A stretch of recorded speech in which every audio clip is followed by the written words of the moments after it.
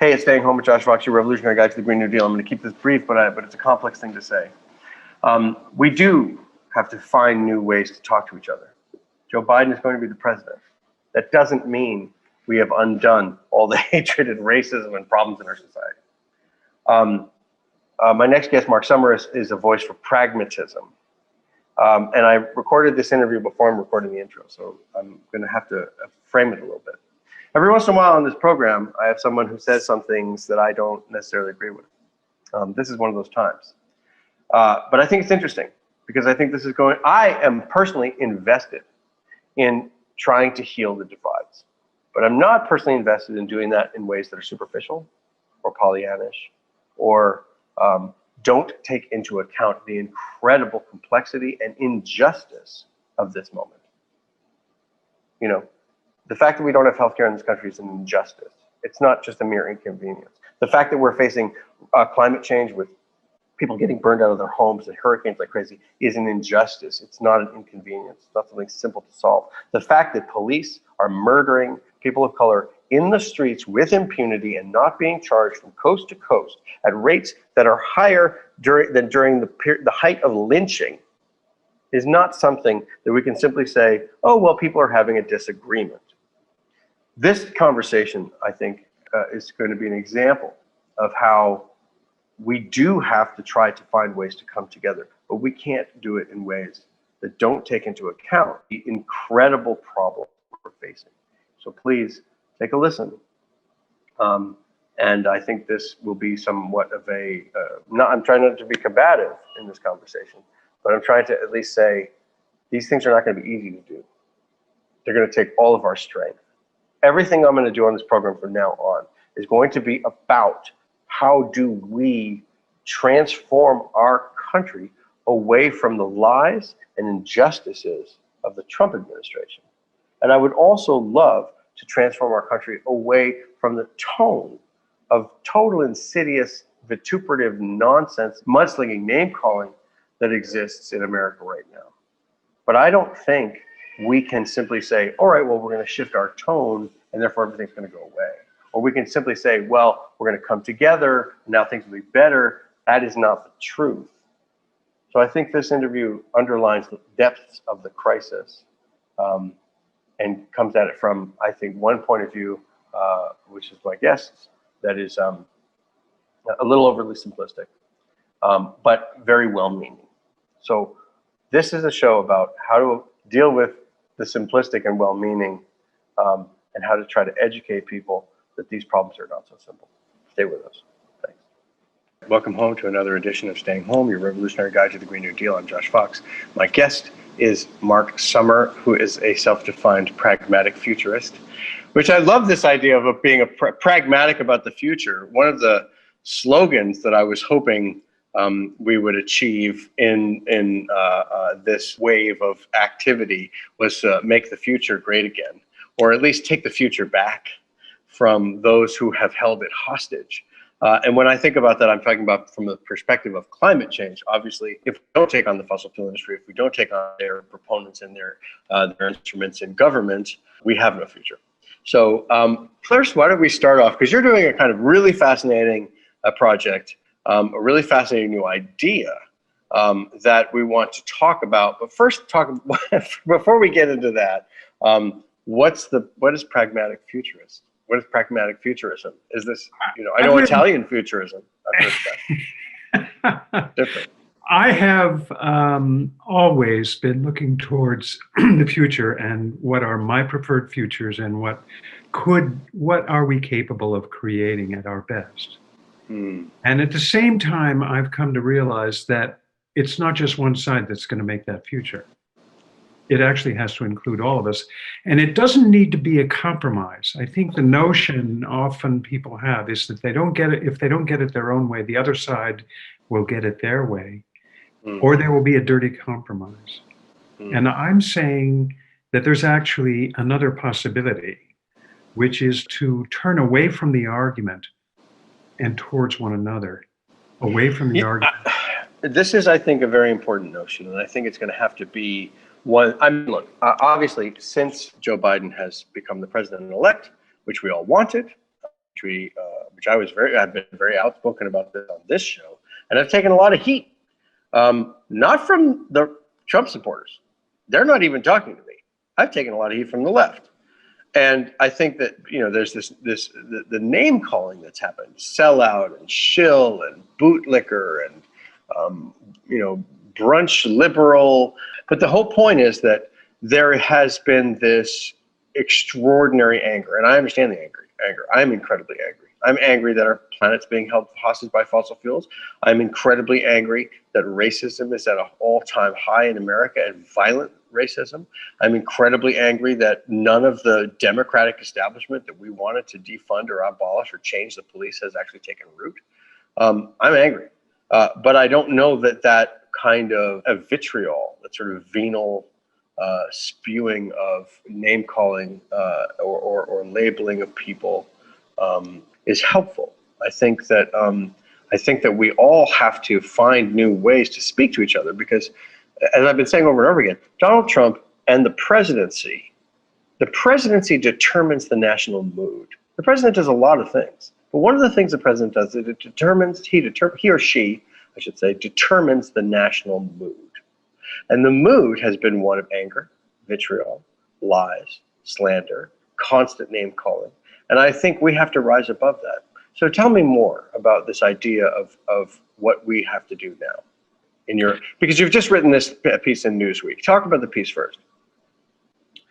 I was looking at the possibility that left and right both feel that there could be a civil war or an uncivil war. We already have an uncivil war, in the sense that we're not being civil towards one another, at least on social media and in select parts of the mainstream media. But I think that I was looking in the Newsweek piece. What's the name of the piece, by the way? It will take more than an election to defuse a civil war.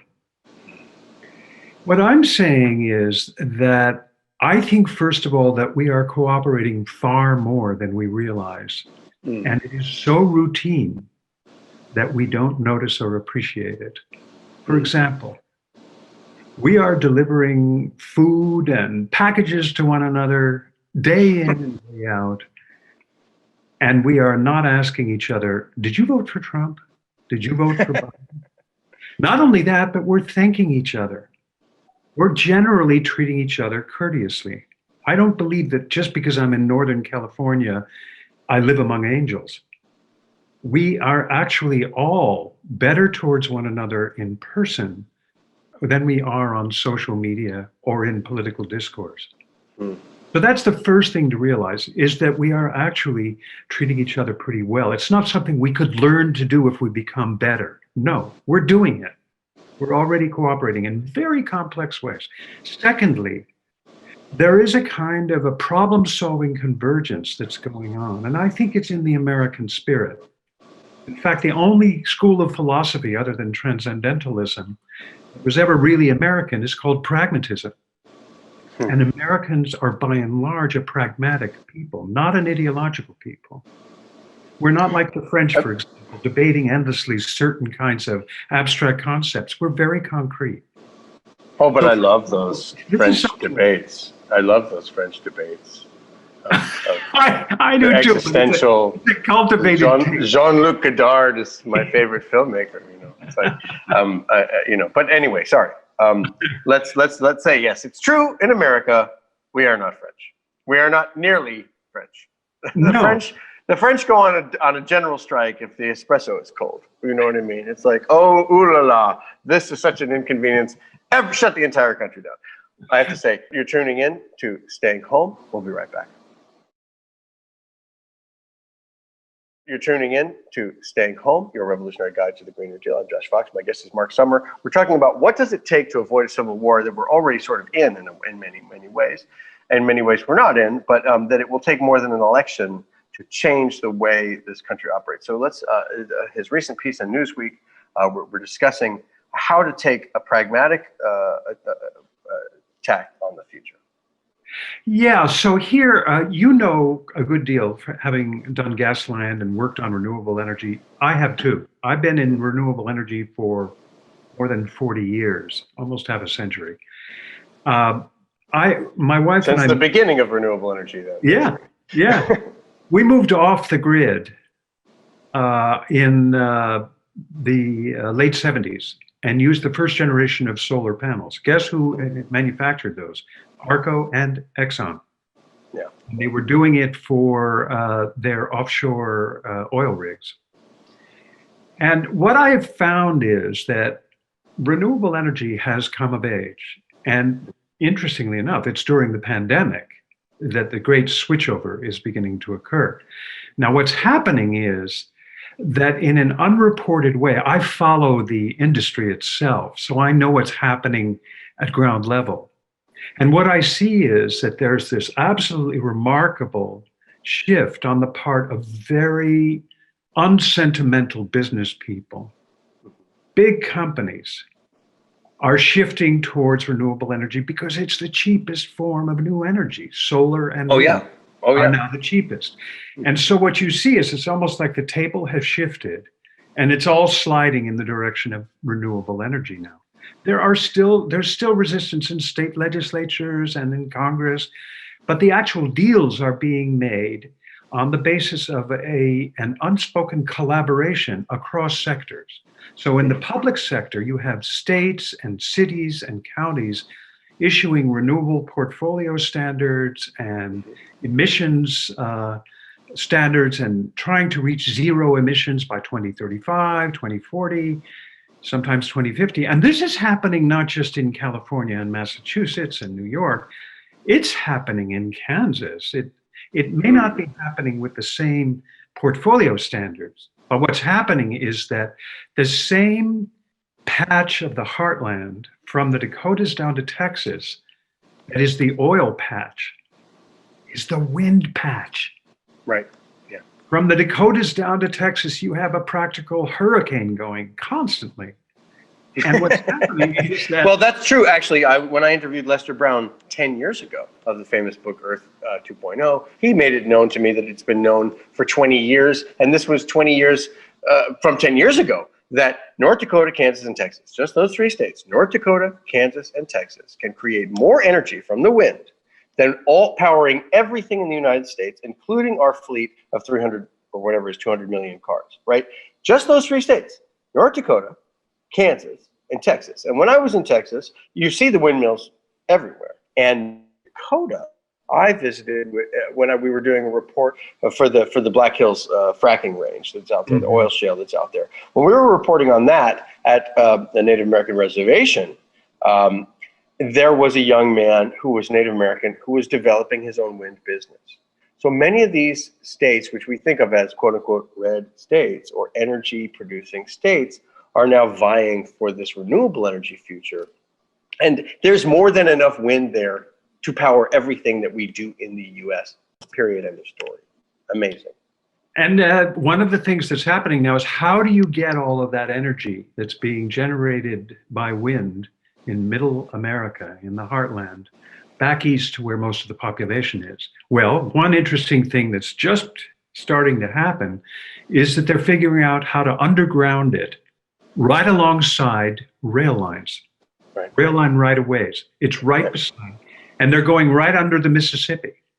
And Joe Biden, of course, is one of those people who wants to expand rail in America. But before we go down the hole of talking about, not the hole, but before we go galloping into the bright future of renewable energy, I should say, let's get back to what you were just talking about, though, because I think this is important, because it will be a theme throughout the rest of the next 6 months of this show, or however long it takes, for us to try to heal, for us to try to discuss, for us to try to find a common language that we can use to take apart the hatred. Because what scares the bejesus out of me here in New Orleans, which is completely surrounded by red, quote unquote, territory, or up in Pennsylvania where we were doing our show. Yes, we had Woodstock nearby and New York State across the river, but we were completely surrounded by Trump signs. And when I see a Trump sign, as a Jew, as a campaigner, as a person who has been attacked by white supremacists, not just me personally, but all my whole entire family history,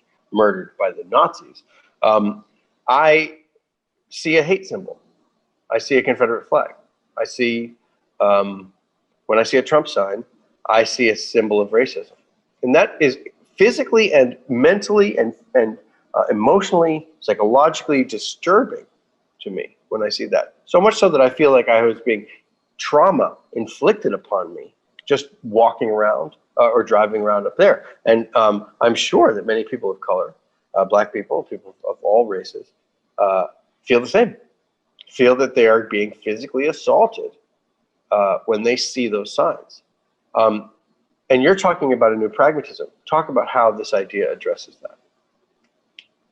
I was just thinking today, as I said, I lived off the grid for like 20 some years. I also live off the power grid in another sense. I don't stay within the political spectrum.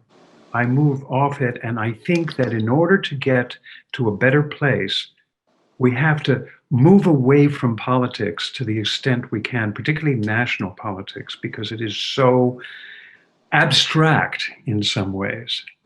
In addition, I would say that many Trump voters, evangelicals, for example, feel equally endangered right now.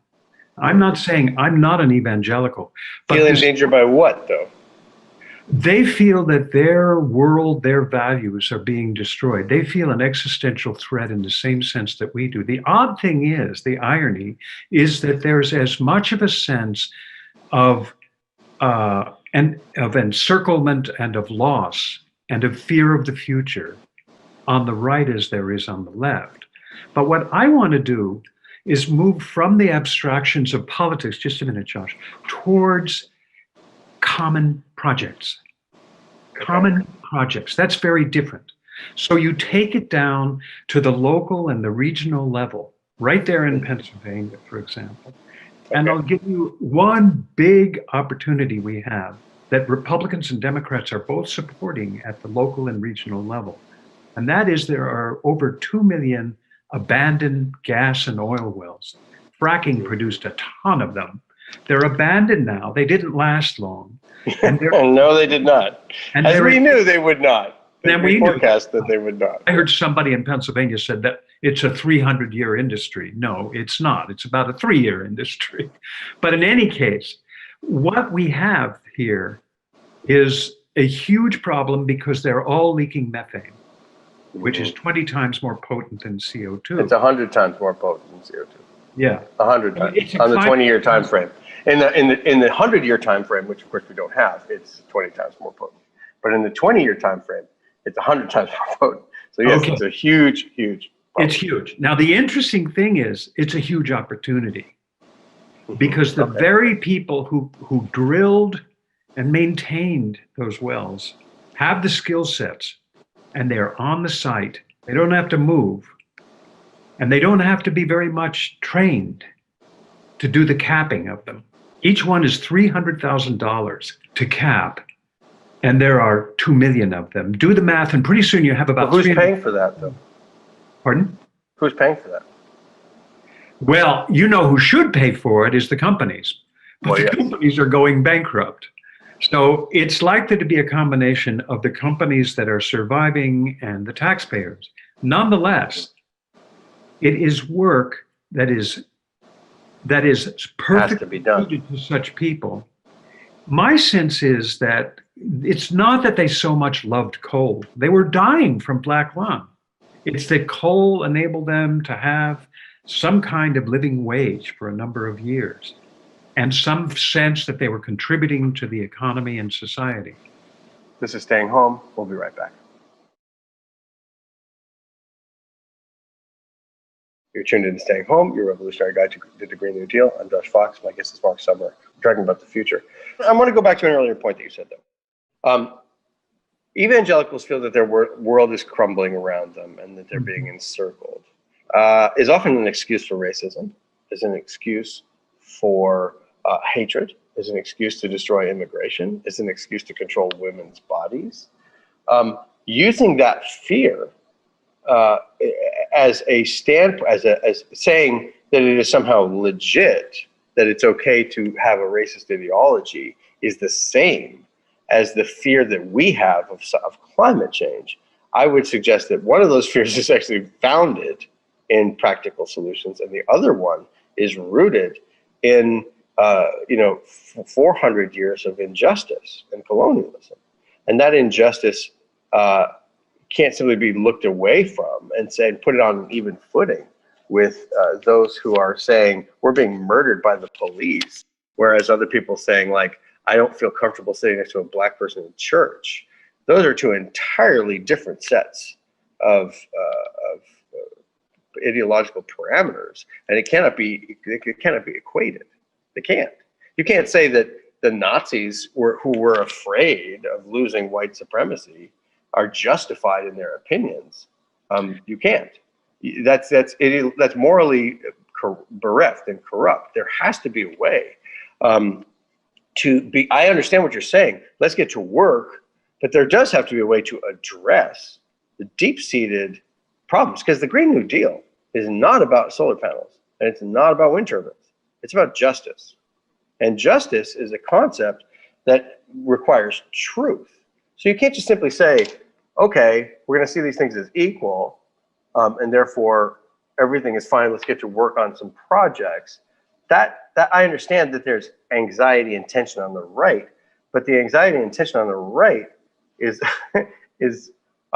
that's a psychological disease, whereas climate affliction and being upset about climate is just simply being informed. The pragmatist in me, Josh, I agree with you about a lot of this, but I also think that you have to take a different route as a pragmatist to get to where you want to go. And there's no way that by telling people who are on, quote, the other side, that they are dead wrong and have to change, that you're actually going to get them to change. In fact, people... No, but they are wrong. So how do you deal with that? Yeah, but I actually think there are things I'm wrong about too. For example, I have lived on the coast. I grew up in the Midwest in Ohio, but I have lived in California for all my adult life. It's quite the bubble. And there's for sure. quite a bit of what I would call condescension toward Middle America. Without a doubt. There is a lot of condescension. Yeah. And it's the condescender, the one who's being condescended to, in other words, the one who's being looked down upon, is the one who feels that pain. The one who is doing the condescending often doesn't even realize they're doing it. They just think that these other people in the middle of America are just dumb folks. And that is the perspective of, I think, a lot of white moderates on the coasts and white elites. I don't know that that's the perspective of the black person who's continually being harassed by police in their neighborhood. No, I don't know that that's the perspective of Yeah. the frontline environmental communities that are being destroyed by the dual ideology of extractivism and white supremacy. I don't think that that's the perspective that has to do. I mean, for example, when I recently was at the Delaware River Basin and I was trying to put my kayak in the water, a guy with all the trappings of the Trump supporter, with his truck, with his Confederate flag, with his big, huge dog, started to attack me, and I was forced into the river, and I was attacked by this dog, and then he threatened to say, if you say anything, my father is a cop. Now, I'm just like a little Jew guy in the Delaware River Basin, but they know I'm not them. They know I'm not a black person, but I'm not a Latino person. I'm not, but they know, and it's a war on everyone but them. And that war is psychotic and insane. And I agree. Look, when I went and made Gasland, I never asked anybody what their politics were. We were going to talk about drilling. We were going to talk about water contamination. We were going to talk about public health.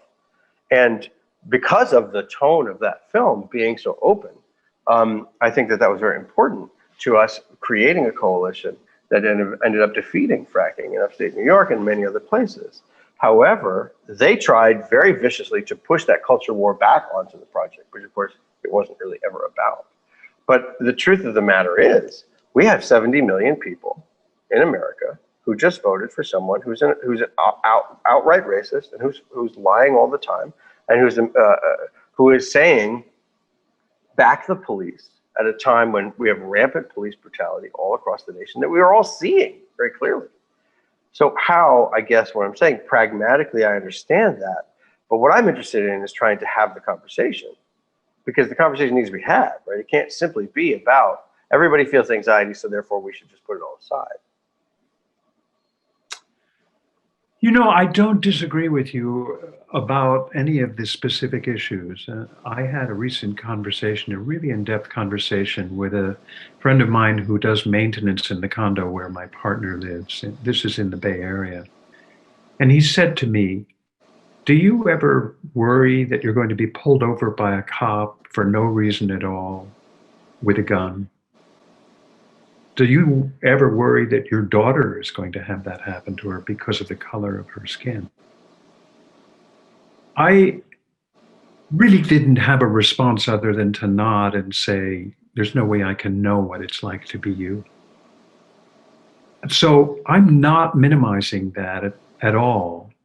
I'm also not minimizing that there's a collective trauma in this society, a lot of derangement. It's not only on the right. I think there is some trauma on the left too. Oh, no question.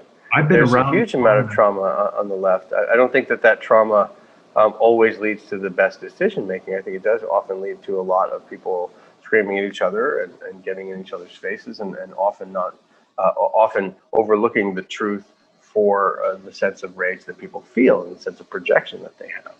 But we're not talking about projection here. I mean, listen. What was interesting to me about the piece and what you were saying was that some more power should go back to the states rather than be super invested in the national conversation. Let me stop that right there, because the assumption is always it's either federal or state, as in states' rights, and which was used by the Dixiecrats for many years to block civil rights. First of all, I'm not suggesting just states.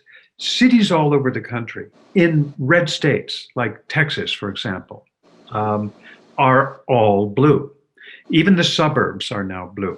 So they are making their own policies that are generally pretty progressive on things like climate. Let's talk about climate. We can't talk about everything at once, but let's talk about climate. They are moving in the right direction already. And there are whole leagues of them who are doing this in a coordinated way, nationally and internationally. So there are states, there are counties, there are cities all ready to move, setting up mandates. And then there's private industry that's going into this big time because of the economies of scale of going renewable. And then there is the educational world and the foundations, and they are providing a lot of R&D breakthroughs. And also community colleges are the best bargain for retraining people for a 21st century manufacturing. And you bring that manufacturing home. And then there are these citizens movements like Sunrise Movement and all the others, climate mobilization. They are quite remarkable. Yeah, and together, what I'm saying is that we're going to continue to have gridlock at the federal level. Also, I do think Biden, through executive orders, will be able to encourage and provide incentives and tax breaks and all kinds of things to help coordinate. But I think the action is going to be on other levels, the most creative kinds of things. And if we don't automatically typecast people just because they voted for Trump, they did it for many reasons. Not all of them are like this jerk who came after you. I think it's important to realize that's there, but it's not everybody. I think there are at both ends of the spectrum, there are people who are really misaligned with reality. And they're traumatized in a variety of ways. And they're not the people I'm talking about working with. But I think there's a pragmatic center of American society that's a kind of more can-do. They just want to get it done. And they want to solve the problems in their own communities. This is where decentralization and direct participation in these projects produces a new life for democracy. It's direct democracy. Representative democracy has collapsed. It doesn't exist, at least at the federal level. It is. I would agree with you there, and that has been proven over and over again. Oh, yeah. What we vote for does not actually emerge because those structures have been captured by corporate Yes, and America. because it was that way from the beginning. It's in the Constitution. It was, Well, slavery. but it has been, but the amount of money in politics, the amount of lobbying in Washington, the amount of special interest in Washington has changed. I had John Dean on this program, who said, I said to him, John Dean, how was it that in the liberal progressive Nixon administration, you guys passed the Clean Water Act, the Clean Safe Drinking Water Act, the Clean Air Act, created NEPA, created the Environmental Protection Agency? He said, well, look, that was back in the day when domestic policy was just like, do what's pragmatic, right? That was before the introduction of special interests. So I would say that definitely our federal government has been captured by those special interests, and those include the oil industry, Big Pharma, Wall Street, the police unions. You'd have to throw them in there at this point for sure, and that those are forces of deep control. I have to say, you're tuned in to Staying Home. We'll be right back. You're tuned in to Staying Home with Josh Fox, your revolutionary guide to the Green New Deal. My guest is Mark Summer. We're talking about how to try to be practical. So what is it at the local level you're encouraging people to do? Because I think that is what the thrust of what you're saying is. Yes? Well, I'm saying that, let's say in rural Pennsylvania, and fracking is beginning to be not a profitable business anymore, and there are all these abandoned wells. So what you do is you start to think about how can we shift and create a new economic base, and how can we do it fairly quickly, even though it's going to take time. And who are our allies in this? And don't be surprised if our allies are the people we didn't expect. So I would agree that in my experience working with people on the fracking issue, our allies were people that we did not expect, but mostly because we didn't bring politics into it. Exactly. My sense the outset, anyway. That you were doing the right thing, and that's one of the things that won you the prize. I mean, Gasland was remarkable. I think the movement that sprung up around it was a vast coalition of very different kinds of people. There were people who were CPAC members. There were people who were, liberal, progressive folks from New York City, and everywhere in between. And I think the success of the movements in different places was directly tied to whether or not those people had influence in the political power structure. So, for example, in New York City, there were people who were reaching out to Michael Bloomberg. There were people who were reaching out to Andrew Cuomo. There were people who were reaching out to the heads of MSNBC and me being able to make this film and having it be espoused by HBO and the Oscars and all those things. There were people who were pulling the levers of power. I will say that, right? New York City's watershed is worth $30 billion a year to them. That was power. Whereas in Texas, the people who were opposing fracking, or in central Pennsylvania, had no access to the power structure at all and got fracked and got destroyed. And I would suggest that there's always going to be that element, and let's not be naive about that. So in the sense of working on climate change, I understand that there's something that's happening with a market-driven inertia. But what about the other problems? What about Medicare for all? What about the fact that people are dying of a pandemic across this country and have no access to health care? How does that factor into this discussion? I think for the terms of this conversation, let's stay with one field for a little bit so that we can drill down into it. And that field would be fracking, renewable energy, et cetera. I just want to go there because I don't think we can handle everything at once. And that's part of being pragmatic, is that you drill down into specific places where your interests are likely to converge. Let's go back to Texas. Texas has now got the highest level of wind production in the country. Iowa's number 2. These are places that are Republican, but they are starting to tip. And so what I'm saying is you would have a lot more allies now, especially if you started saying, let's cap those wells. And that automatically gives you a lot of work for the very people who've been in fracking. Again, my sense is they're not wedded to fracking. They're wedded to finding a livable wage for their family and some dignity around it. And so I think there is a set of possibilities here that are ripening. I think the moment is different. And that Biden is, in a certain sense, even though he was not radical, maybe because he wasn't, he's going to set a different tone to the extent it's not going to be a bully pulpit. It's going to be more like a, Well, I think he will set a different tone, and I think it's on us to understand that a tone shift is important to, depending on your political objective. And I do think that we have to address the deep-seated trauma, and we do have to try to heal. But I think the root of the conversation that we've had on this program over and over again is about the Green New Deal being an intersectional ethos, being about a change, a much bigger change in society. And I agree. I don't think we saw that with Joe Biden.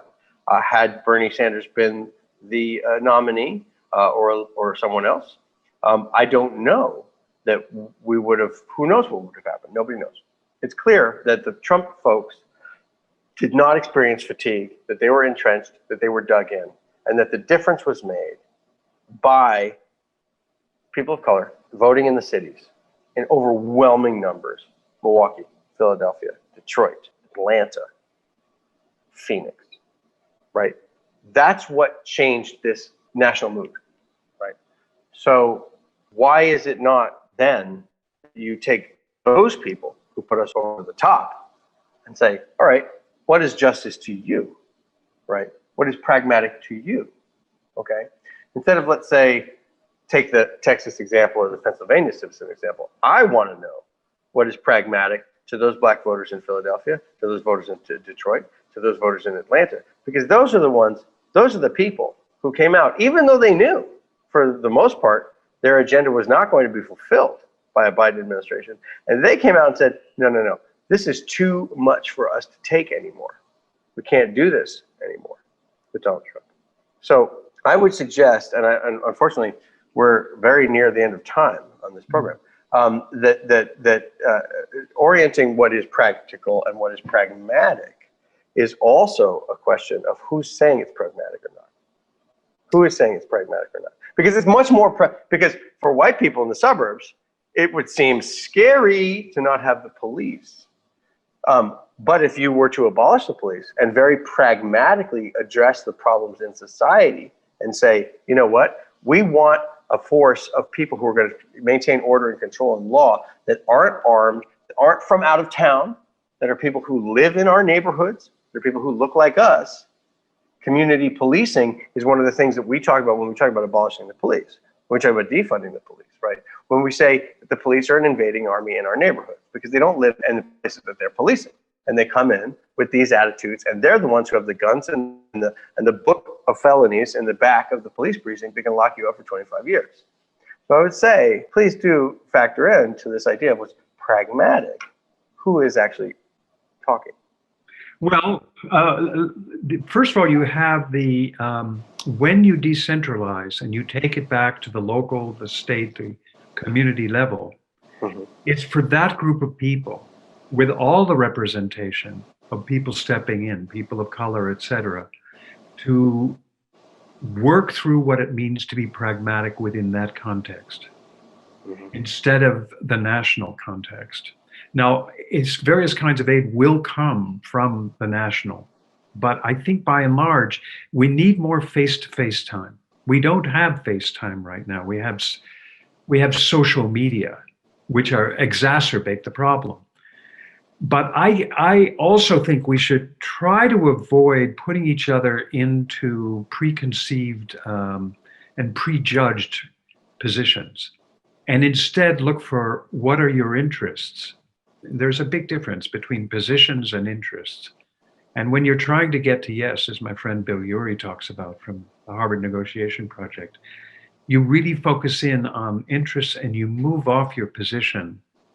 And don't hold on to it so tight, because I think the future is not going to be determined by just one side. And we're making each other miserable in the way a failed marriage does, where each, the husband and wife or the two partners reach a place where they just want to make each other miserable. I think that's where we are right now. We're not only a failed marriage, we're close to a failed state. But I wouldn't even say it's, I don't know if I would call it a failed marriage. I would call it an abusive marriage. A what? I mean, an abusive marriage. when you are in a situation where people don't like each other and they're nagging at each other and you don't clean the dishes and that kind of thing, yeah, of course, those people are miserable. But when someone is beating the other person, or when someone is shooting the other person, the answer is not, well, let's just sit down and talk to each other.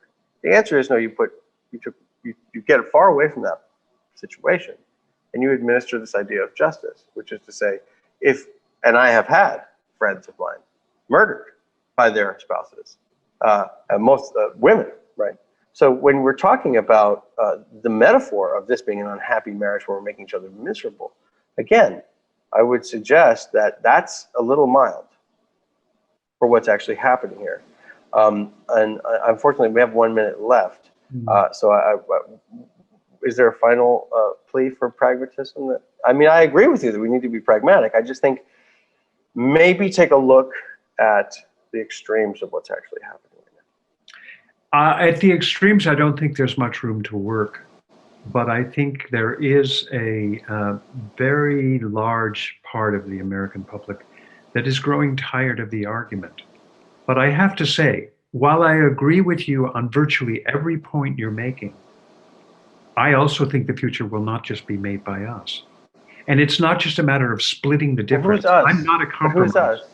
Who's us? Pardon? Who's us?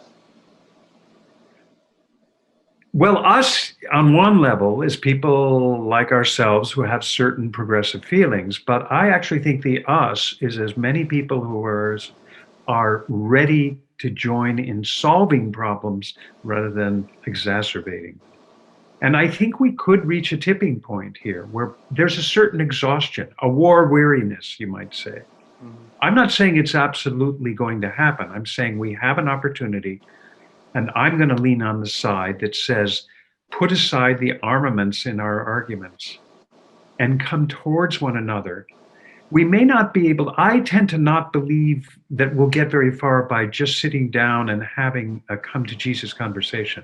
I think we need to do things together that are very, very tangible, where there's a benefit for everyone, and where we begin to enjoy working together. It's like the 9/11 moment. When the World Trade Center towers went down, did people ask each other whether they were Republican or Democrat? No, they just... Well, yes, actually they did. And in fact, what happened after 9/11 was that we saw American flags everywhere, and we had jingoistic War Machine rev up into high gear, and we were told to go shopping. And it was the moment that New York City got colonized by a very hostile force of invasive capitalism, which destroyed mom and pop shops, upended the economy, and turned over much of New York City to the people who were to Wall Street. We're going to have to leave it there. Thank you, Mark Sommer, for being with us. I really appreciate you and your perspective, and we'll hopefully talk again. Thanks. Thank you very much, Josh. I appreciate it too. Thanks for your good work. You got it. That's our show for today. We'll see you tomorrow.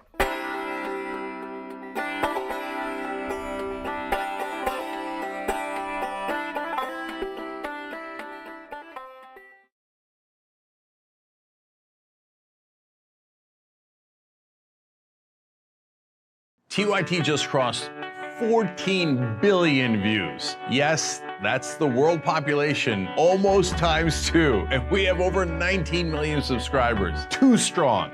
I love you guys. Look, we're not backed by billionaires like other mainstream media outlets or the right-wing outlets that are almost all backed by them. We're able to press on and continue our coverage because of you guys. Your small dollar donations to our fundraising campaign at tyt.com/go have a huge impact. And you know what they do? They create real change. Contributions of any amount supports our ability to continue to tell stories that often don't get covered by the likes of MSNBC, CNN, or Fox News. With your support, we're the 4th news network, and you know we keep it real. No matter how large or small the contribution, you help us beat the billionaires and all the other media outlets by going to tyt.com/go.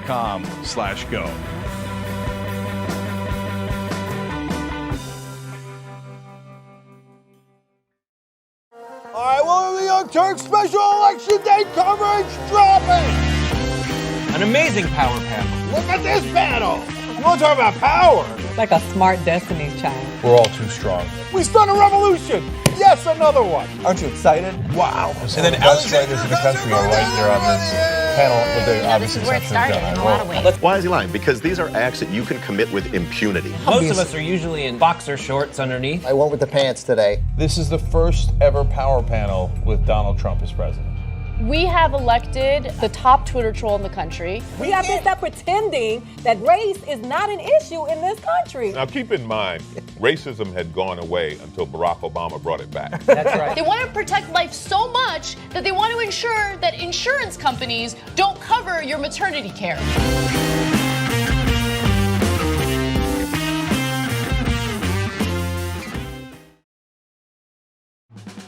I've been a fan of TYT, I believe, for the last 6 years. 5 years. 3 years now. 7 years. 4 years now. 2.5 years. I just started because she got me into it. My boyfriend actually watches it every morning and every night, so I kind of just started watching it with him, and I love it. I mean, it's the only way that I find my news. Looking through YouTube, looking for political shows that look cool. I came across a very angry rant from Cenk, and that's when I knew. So I was immediately in love with the show.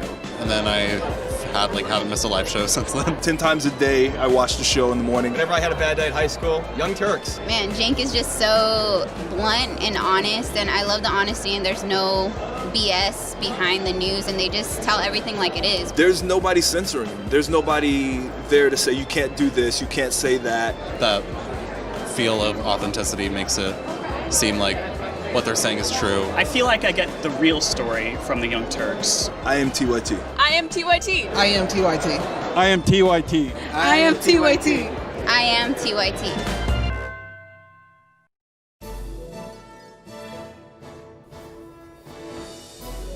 Breaking news with Brett Ehrlich. This is Brett Ehrlich with Breaking News with Brett Ehrlich. Bernie Sanders wants to break Wall Street, and he wants to break it real bad.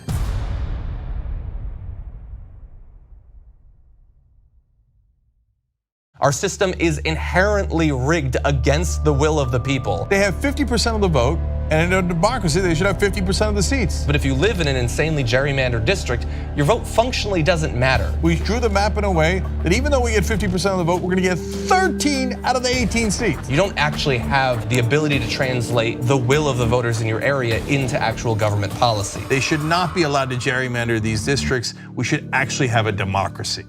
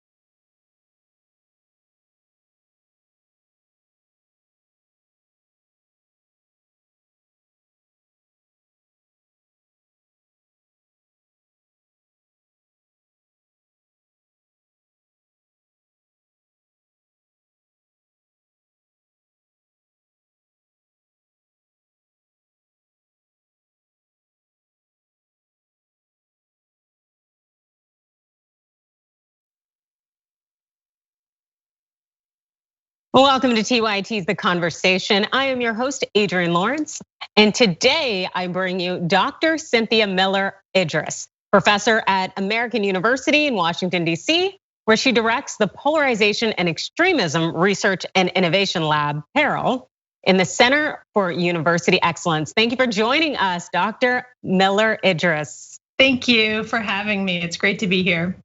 Awesome, super happy to have you, in part because you have extensive experience, 2 decades plus, researching radical and extreme youth culture. And your most recent book, Hate in the Homeland, The New Global Far Right, which just came out at the end of October. It seems so incredibly timely for right now. Why is that? Yeah, unfortunately, I say that I used to study fringe subcultures in a country overseas where I spent really 20 years studying Germany, and all of a sudden the work that I was doing became much more mainstream. So it was not predictable, although I think the events over the last 4 years, 5 years in this country have made it a more predictable situation. So I'm not that surprised that we are where we are right now, although of course wish that I were not here talking to you with relevant expertise. Wow, and we are glad to have you here despite the unfortunate circumstances. And to kind of flesh a little bit of that out more, it seems that it's rooted in toxic masculinity, that is the true driver in this far-right violence, both on and offline.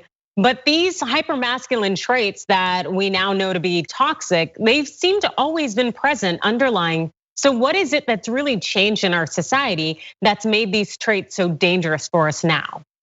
Well, I think I'm so glad you asked that question because it so often doesn't come up in discussions of white supremacist extremism or anti-government extremism. Only recently, I feel like, have we started to connect more systematically these misogynistic male supremacist frameworks with white supremacist frameworks and anti-government frameworks, this idea of a threat, which unites all of them, and the ways in which a lot of these same groups pose the threat of anti-gender studies, anti-feminism, attacks on higher education for changes in kind of transgender rights or transgender bathrooms. I mean, there's just pronoun usage. There's a whole host of cultural changes around gender that get attacked. And I think that's why we're seeing a lot of this toxic masculinity now, also often directed toward women. So connections to domestic violence and gender-based violence are also very high across these movements. But those dots are still not connected often enough, either in the national level or the global level. Which is, it seems very easy for me to see in terms of something I do on Twitter often is show the handshake between racism and sexism as these ideologies are aligned in terms of really pushing out otherness. So it is still a shock to me that people are not connecting these dots. But it also seems that there's definitely been that uprising in this male-focused hate group area called the Boogaloo Boys. And then we have the incels and Proud Boys, and they all seem to be very North American focused, if not centered in the United States. And I know you have a lot of experience studying this abroad and in the United States. So can you tell us why the US is so vulnerable to hosting these toxic masculinity groups? Yeah, we've seen a big rise of the toxic masculine groups and the intersections. And one of the things I want to say is I think you're absolutely right that what we're seeing here are parallel hierarchies of superiority and inferiority that kind of connect across white supremacy, male supremacy, Christian supremacy, all of those kinds of dehumanizing ideologies and things that position one group as better or superior to others. And so it's like they have the similar kind of scaffolding, and one allows an expansion into the other domains, I think, in ways that eases that transition or creates a kind of overlap between them. So we have seen a 320% increase in right-wing terror globally. It is a global issue, and the gender-based violence part of that is also global. And I think that's really important to mention. But in the US, you're absolutely right. There's been a big upsurge in these kind of male supremacist and incel groups, as well as the chauvinist, Western chauvinist groups that are men's rights only, like the Proud Boys. And so we're seeing it, and I think it's hard not to connect that to the hyper-masculine narratives and language coming across from this administration and from the president himself. Although it's also really important to note that the roots of this are started far before this administration. So I think there's been a normalization and mainstreaming in this administration, but we were seeing, the incel violence against women before this administration came in. And you say that the roots of this started far before this administration. And of course, in my limited knowledge, I can't help but guess, is this a part of the fact that we have this westernized white culture where we essentially lie to people in our education system and tell them how great they are and how great essentially the American people are without giving the full-fledged truth? So I'm wondering, what are the roots there? Please tell us. Yeah, again, the education, the lack of critical education, the lack of critical histories. I mean, that is changing, but there's so much tension. Anytime a critical history is introduced, anytime, the narratives that I was taught in my generation, that children are still taught today about Thanksgiving, about Native American histories, right? These kind of kind references are very deeply rooted, and so it gets much harder to disentangle those violent histories and acknowledge with some kind of humility where we are today and where those roots have been. Wow, it's unfortunate to really see all of this culminate and come forward, especially because it poses such a threat to the physical safety and well-being of so many of us. And one of the newer groups, definitely that still makes me go, who? Is the Boogaloo Boys, and forgive me if I'm not saying that correctly, but they seem to intersect so much with your work. And what is it about these new groups that really allows them to latch on to a base? The Boogaloo is a really interesting example because it started as a joke and online with teenagers, and even I've seen patches that they use calling themselves a meme-based insurgency. It's really more a mobilizing idea than it is a group. It refers to civil war or insurgency, and it gets layered onto other groups like a hashtag, and that makes it really popular for a wide range of groups who want to advocate for revolution or civil war or violent insurrection and rise up against what they see as a tyrannical government, but it can be tagged on to the Proud Boys. It can be tagged onto a militia group. It can be, it has intersections with a whole range of them. So it's less like a movement than it is an organizing idea. And I think that's part of how it has spread so quickly across social media, like a contagion or a virus, because it's an idea that can just get layered on or added to something else. Wow, that's very scary because we also know how powerful ideas are and how quickly they can spread. And so I know something that you recently wrote for CNN in explaining that COVID-19, the lockdowns have brought a lot of high-level anxiety, depression, social isolation to teens, making it more likely that they could be vulnerable to this perfect storm of extremism. So how can we balance this volatility to teens yet keep everyone safe? Well, I think the first thing, a lot of parents and caregivers who are really on the front lines now, you don't have as many teachers interacting with kids in person or coaches or employers or the parents of friends who might be able to spot those kinds of warning signs. So parents and caregivers really need to be alert to watching out for the kind of language that teens are using. What have they been exposed to? Are they talking about conspiracy theories? Are they circulating an anti-Semitic claim about the virus or its origins or an anti-Asian claim, right? What's going on and where did they hear it? And use that as an opening to find out what's going on. But also I think it's really critical to interrogate some of these histories of race and inequality and injustice in this country that get exploited and used, and that there's no coincidence here that we saw mobilization around the Black Lives Matter movement in particular this summer. And I think, when white parents in particular take kind of colorblind approaches to not having conversations with their kids about race or inequality, it leaves open all the online discourse, that someone else just explains. They think that what's going on to them, and leaves them with scapegoating and propaganda and misinformation instead of conversations from the roots and ground up within their families.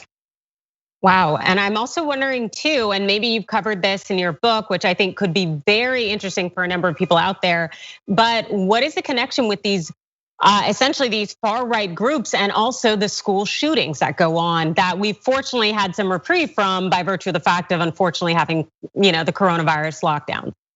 Yeah, I think one of the things we're seeing there is just the very quick mobilization to violence among young people, and of course the easy access to weapons, which is one of the things that makes the US unique compared to other countries in this regard. But you also see the kind of the toxic online communities that celebrate. So we know that whenever there's a school shooting, there's a high risk of a copycat shooting, that there is a kind of contagious effect to this. And the same thing happens with racist or misogynistic violence, where they take kind of inspiration or even live stream these attacks to get notoriety and supposedly inspire followers. And I think there are a lot of overlaps there that haven't been adequately explored. Well, hopefully somebody definitely does that exploration, and hopefully it will come to an end. Thank you so much for joining us. And can you please tell us where they can find you and Hate in the Homeland? Yes, they can find Hate in the Homeland either at Princeton University Press's website, on Amazon.com, and at american.edu/Peril, PERIL is our lab, our research lab. Fantastic. Dr. Cynthia Miller-Idriss, thank you so much for joining us. Thanks for having me. We're very honest that we're progressives. We call the Young Turks home of progressives, and we support progressive candidates. There has been this reemergence of political activism, especially among young people. This weekend was the second Women's March, both across the US and across the world. So these people are not simply marching, they're not simply talking, they're also running for office. And when they do run, they're gonna make a difference. Joe Crowley is congressman from New York. He's very powerful. Why? He raised a lot of money. But there's someone finally challenging him. We need to have representation that advocates as fiercely for working class people as possible from this seat. If candidates like Alexandria Ocasio-Cortez even get a little bit of media attention outside of what the Young Turks does, they have an excellent chance of winning. She's gonna win, she's gonna win. 68% reporting. The majority of Americans want Medicare for all. So I don't care what you and your corporate cronies want. What I care about is what the American people want. We believe in total change. Everything runs on donor money. And that is what we will fight, and that is exactly why they don't like us. We're having fun, it's election night! Alexandria Ocasio-Cortez has defeated Joe Crowley. Here we go again! Ladies and gentlemen, we got him. Down goes Crowley! Down goes Crowley! Down goes Manafort! Down goes Cohen! Women came out in record numbers in the primaries. They said, you'll be lucky to get one candidate. We now have 12 that have won their primaries. Bezos and Amazon announcing that they are going to go to a 15-hour minimum wage. We're making progress. Let's keep going. Many of these women made history. The biggest victories, all women of color. Rashida Tlaib and Ilhan Omar, Sharice Davids and Deb Haaland. And I want to go to Congress because I want to change those things. I'm calling it. Jamal Bowman has won. Down goes Engel.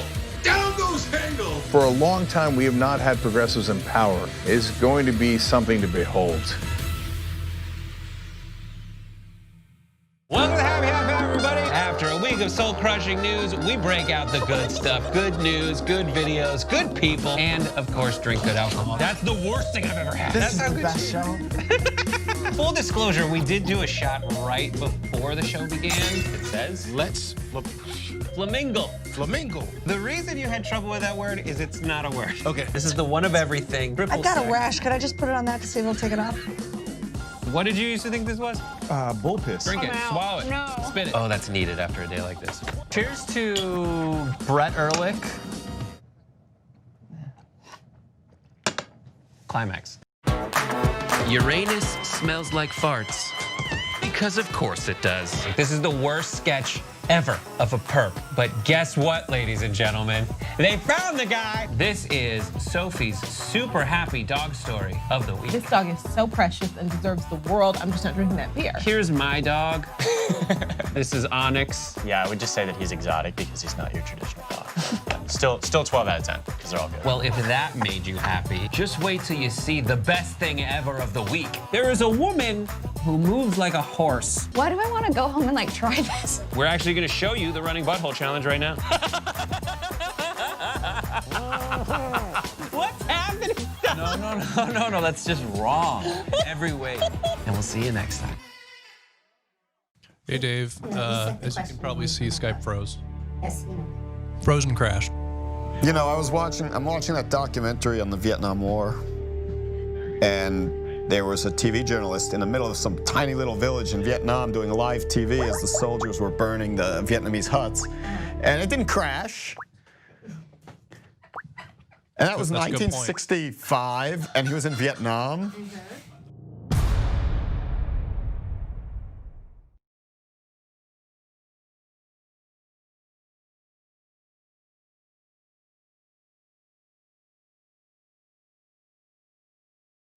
The conversation continues. I am Adrienne Lawrence, and I am joined by Mel Magazine reporter Eddie Kim. Eddie, thank you for joining us. Thanks for having me back, Adrienne. Yes, and you wrote something very, very powerful recently that is actually kind of close to my heart because I voted against Prop 22.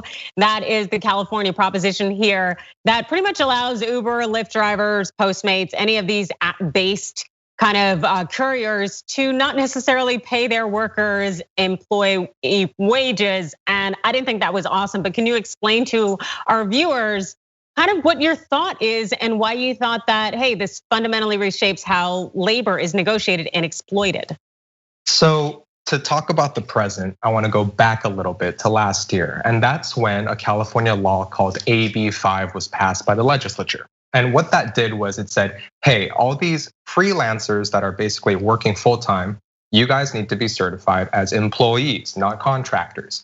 And unfortunately, it had some blowback. It ended up hurting a lot of freelance journalists, for instance, musicians and artists. So in a lot of ways, this law that was sort of targeted at Uber and Lyft and rideshare, it ended up sort of backfiring. And it became vulnerable to an attack by just those companies. And that's what this Yes on Prop 22 campaign was.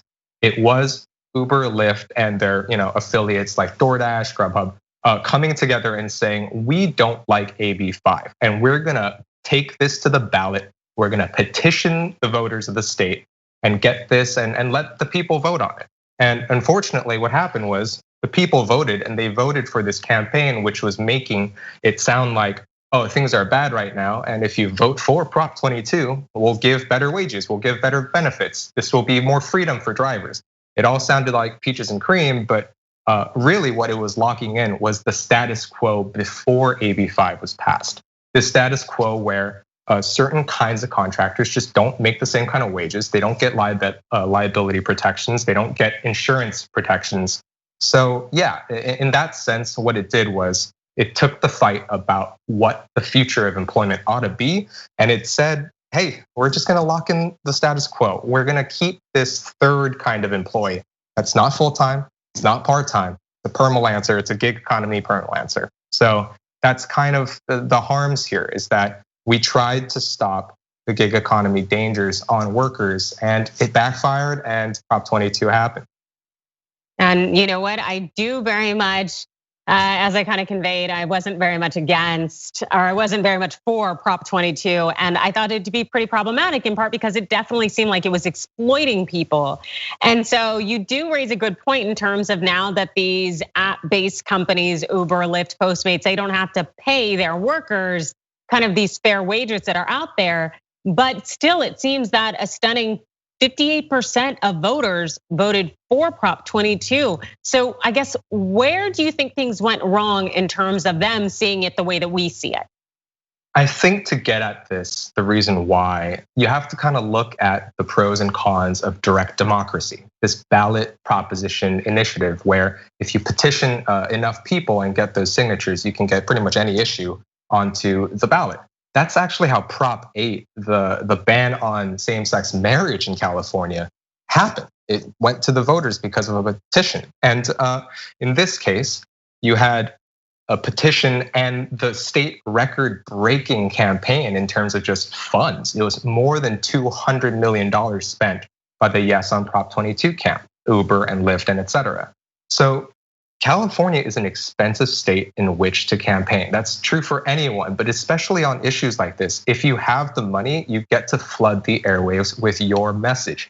And in this case, Uber and Lyft's message was, hey, things are bad right now, and Prop 22 will make drivers' lives better. It'll give them agency, it'll give them better wages, it'll give them this and that, without the context of, hey, other laws like AB 5 and reforms to that law to improve it, we're trying to get serious living wages, increase wages above what Prop 22 would give.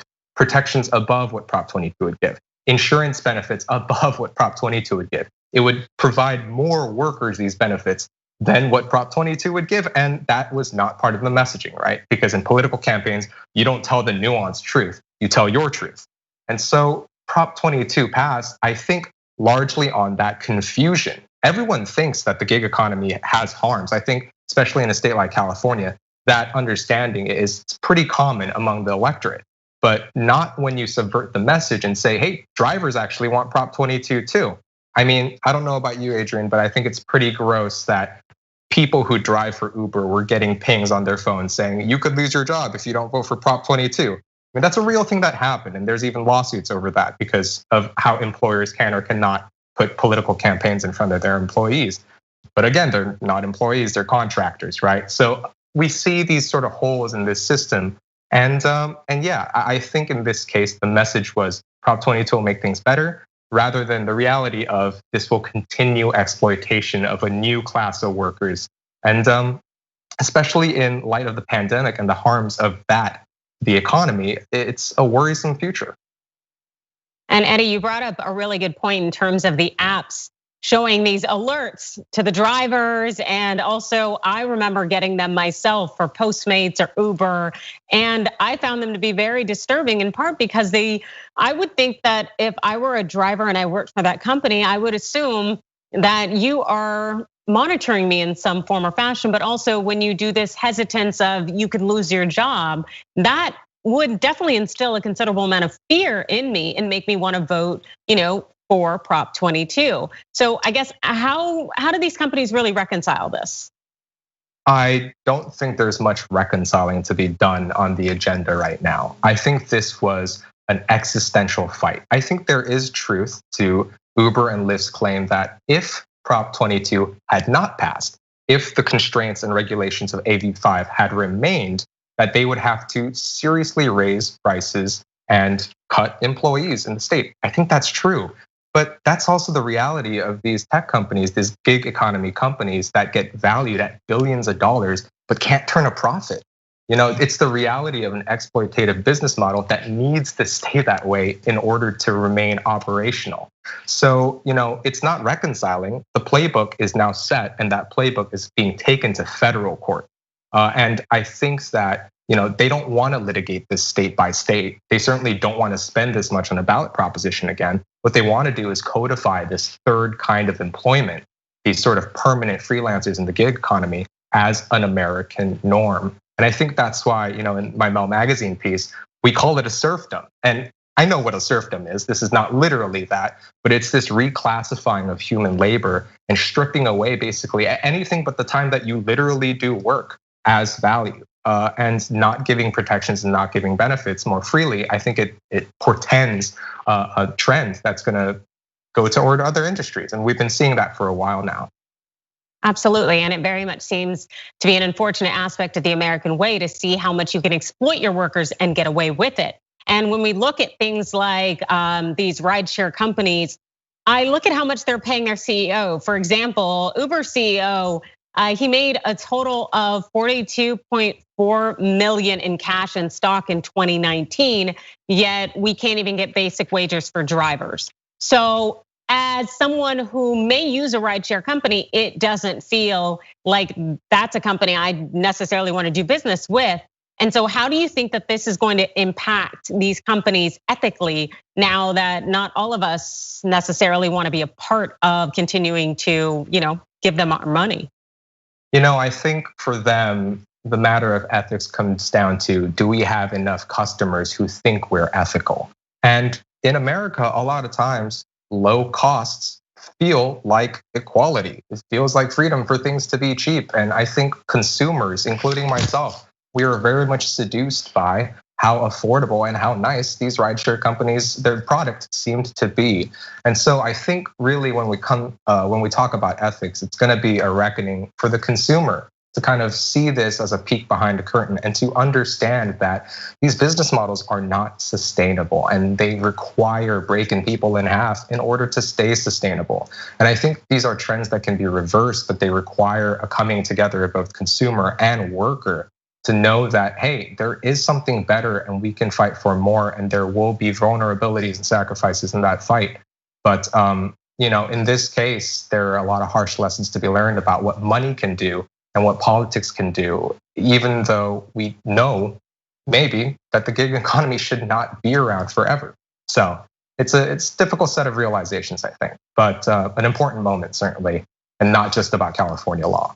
Yep, and you're absolutely right in terms of it being difficult, because as we had already seen, really we had information that Uber wasn't necessarily pulling drivers from the streets when they were accused of sexual assaults and all the sexual harassment and the victimization that was going on and was not being addressed. And no one did anything about it then. So I do not necessarily know that anything will be done about it now. But I definitely know that we do appreciate your piece, Eddie. And if you can tell us, where can the viewers find you?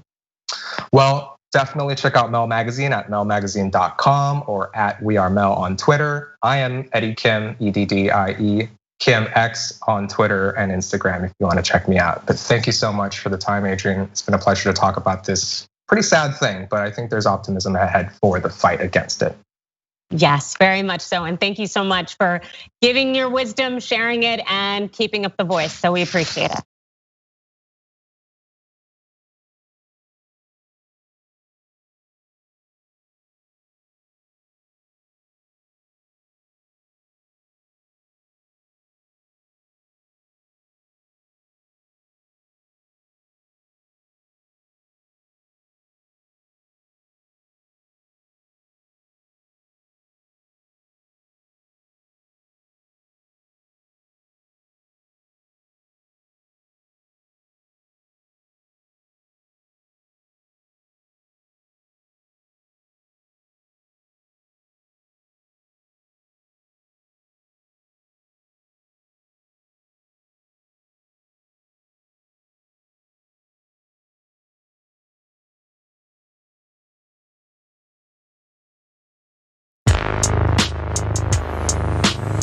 There's some whores in this house. There's some whores in this house. There's some whores in this house. I said certified freaks 7 days a week. Wet ass P-word. P-word is female genitalia. Bring a bucket and a mop. Hold up. There's water pouring out the front doors of this place. And that ain't water, guys. I mean, that's what I'm being told. That ain't water. This is a problem. Him reading the lyrics to that song make me never want to have sex again in my life. My wife and I were thinking about starting a family, and we're not anymore.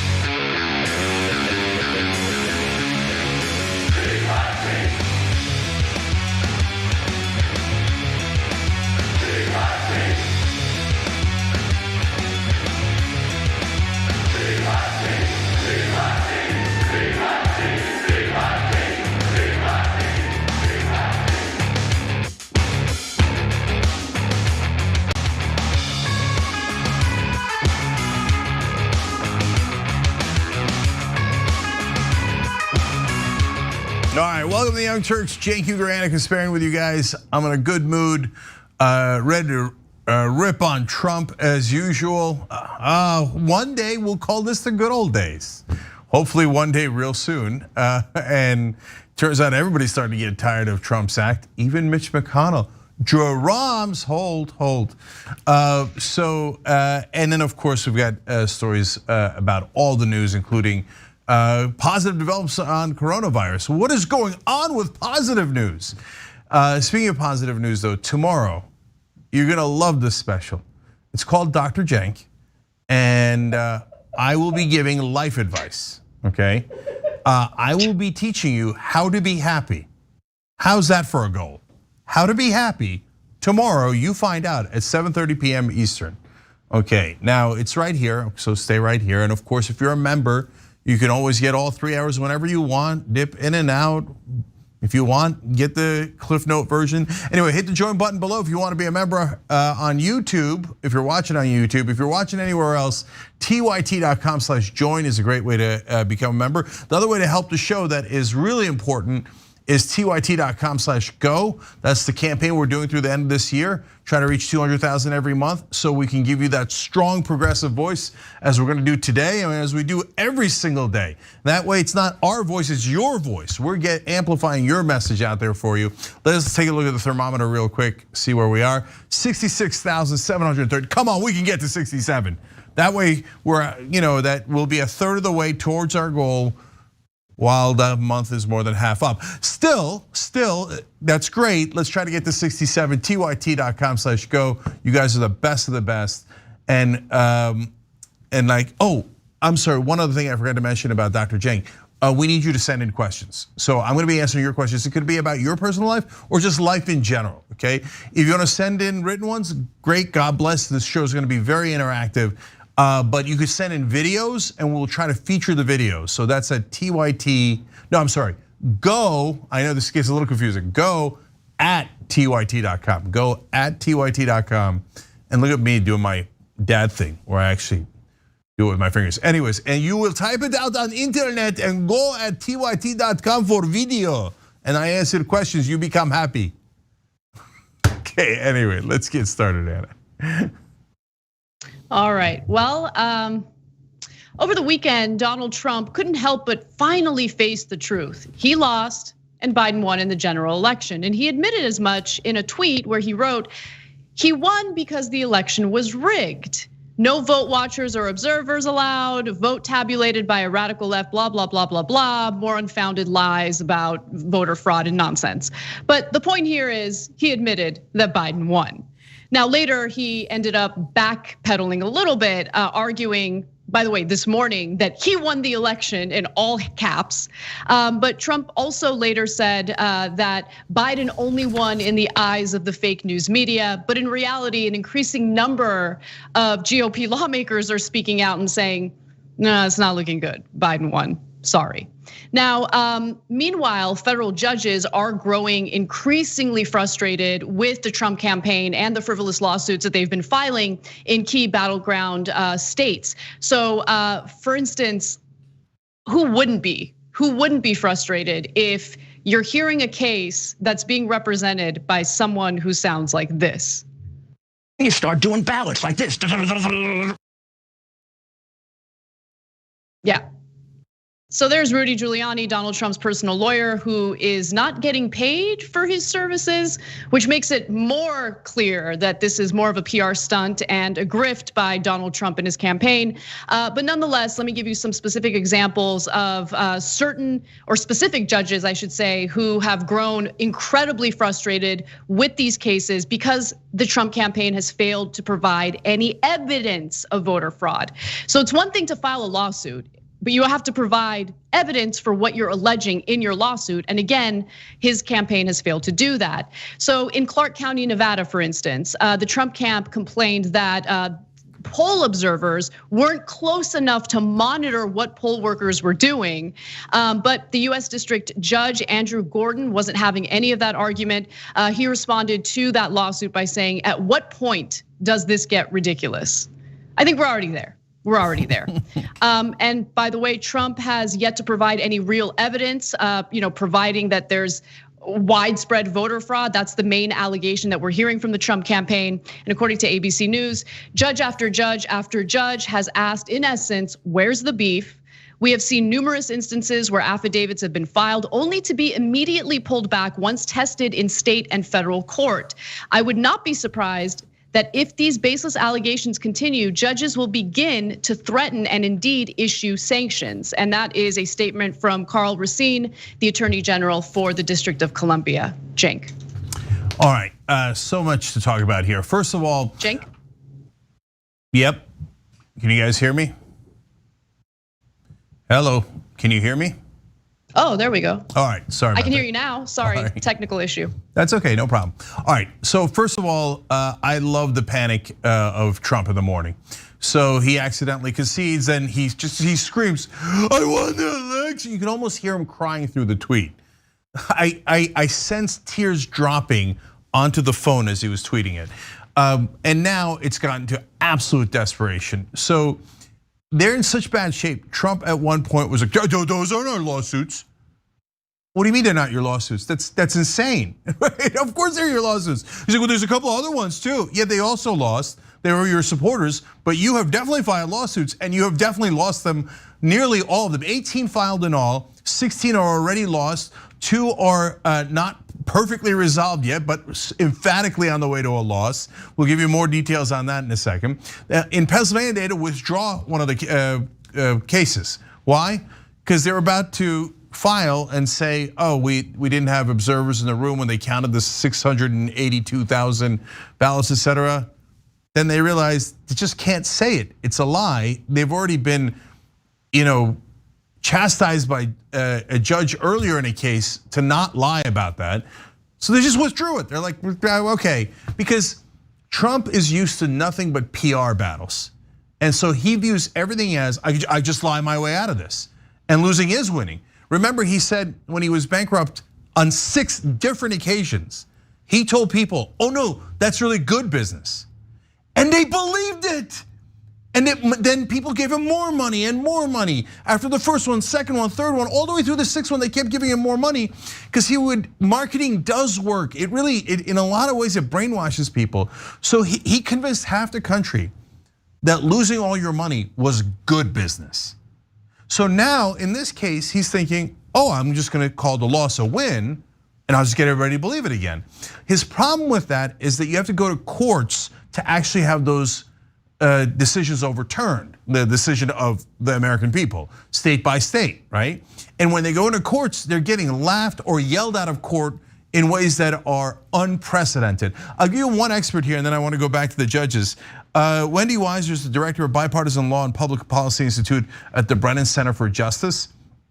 We've interviewed them on this topic before. She said, when you go into court, quote, "You are required to have some basis for believing your claims to be true.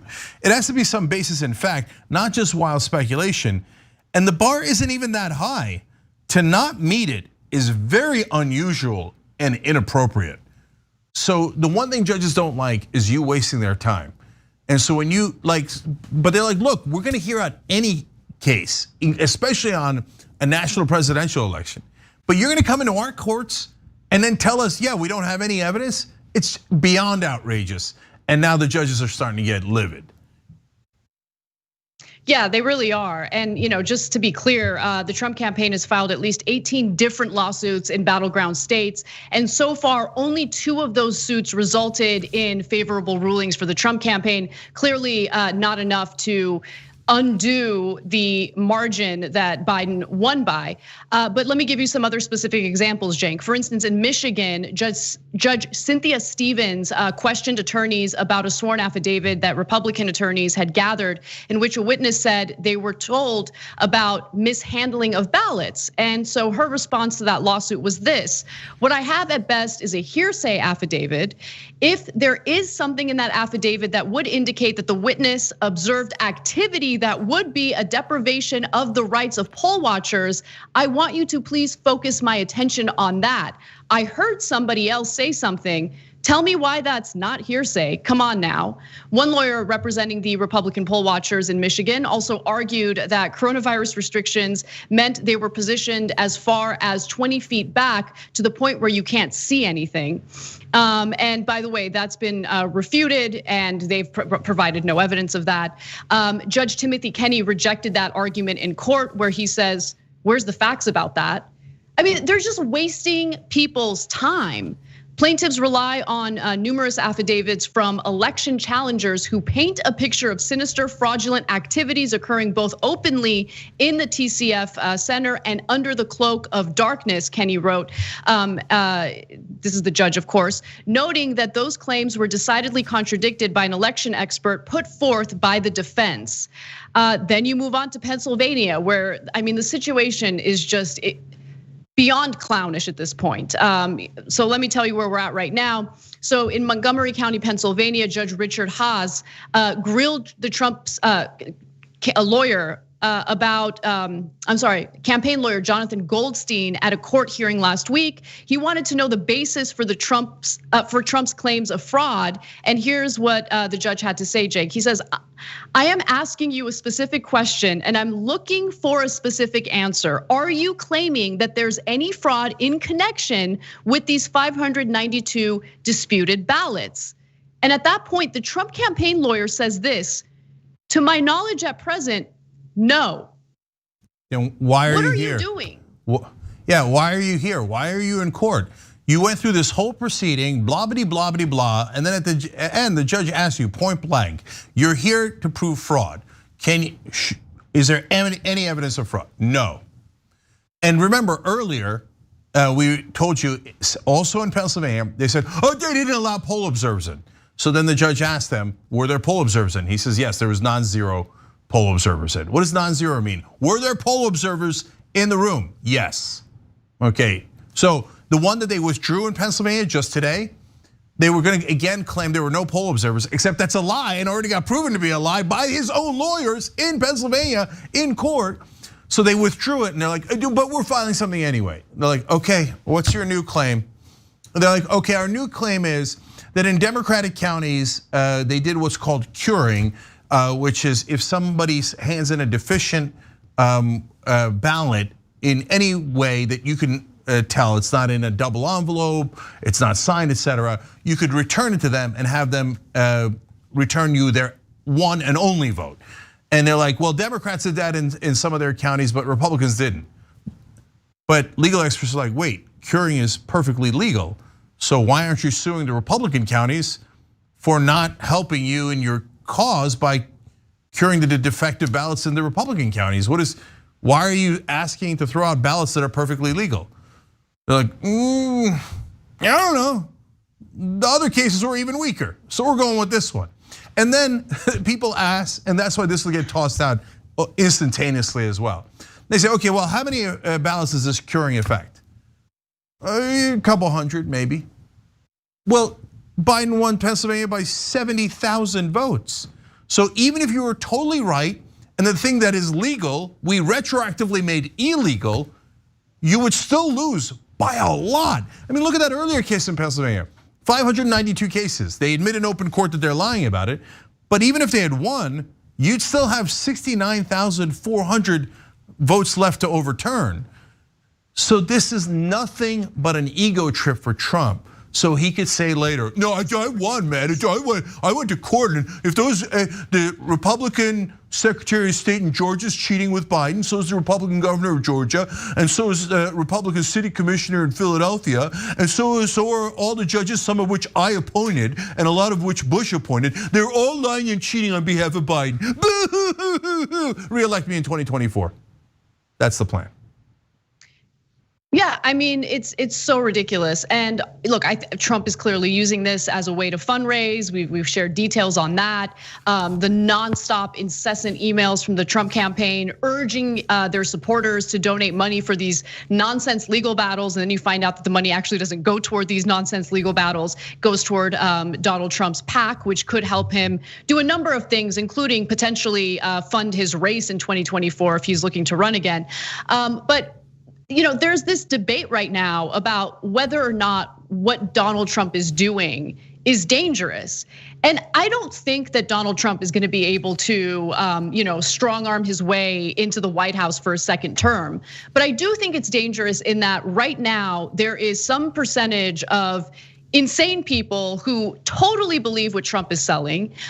There are right-wing gang members who have no problem engaging in violence. We saw some of that violence over the weekend in DC. And so it's dangerous to an extent when you consider how unhinged some of these supporters can get and how they do not in any way, feel that violence is bad if they need to use the violence to defend their dear president. I mean, it's unbelievable and it's so ridiculous. It's wasting resources, it's wasting these judges' time. And the other harm that we're seeing is that Biden wants to get started, right? He's about to inherit an economic disaster because of how Trump has handled coronavirus. He's also going to inherit Donald Trump's awful handling of coronavirus, and he wants to make sure that he has a game plan in place. So once he's, in charge, once he's inaugurated, he can actually move forward with a plan that makes sense to at least slow the spread of this virus. But Trump refuses to engage in the transition process.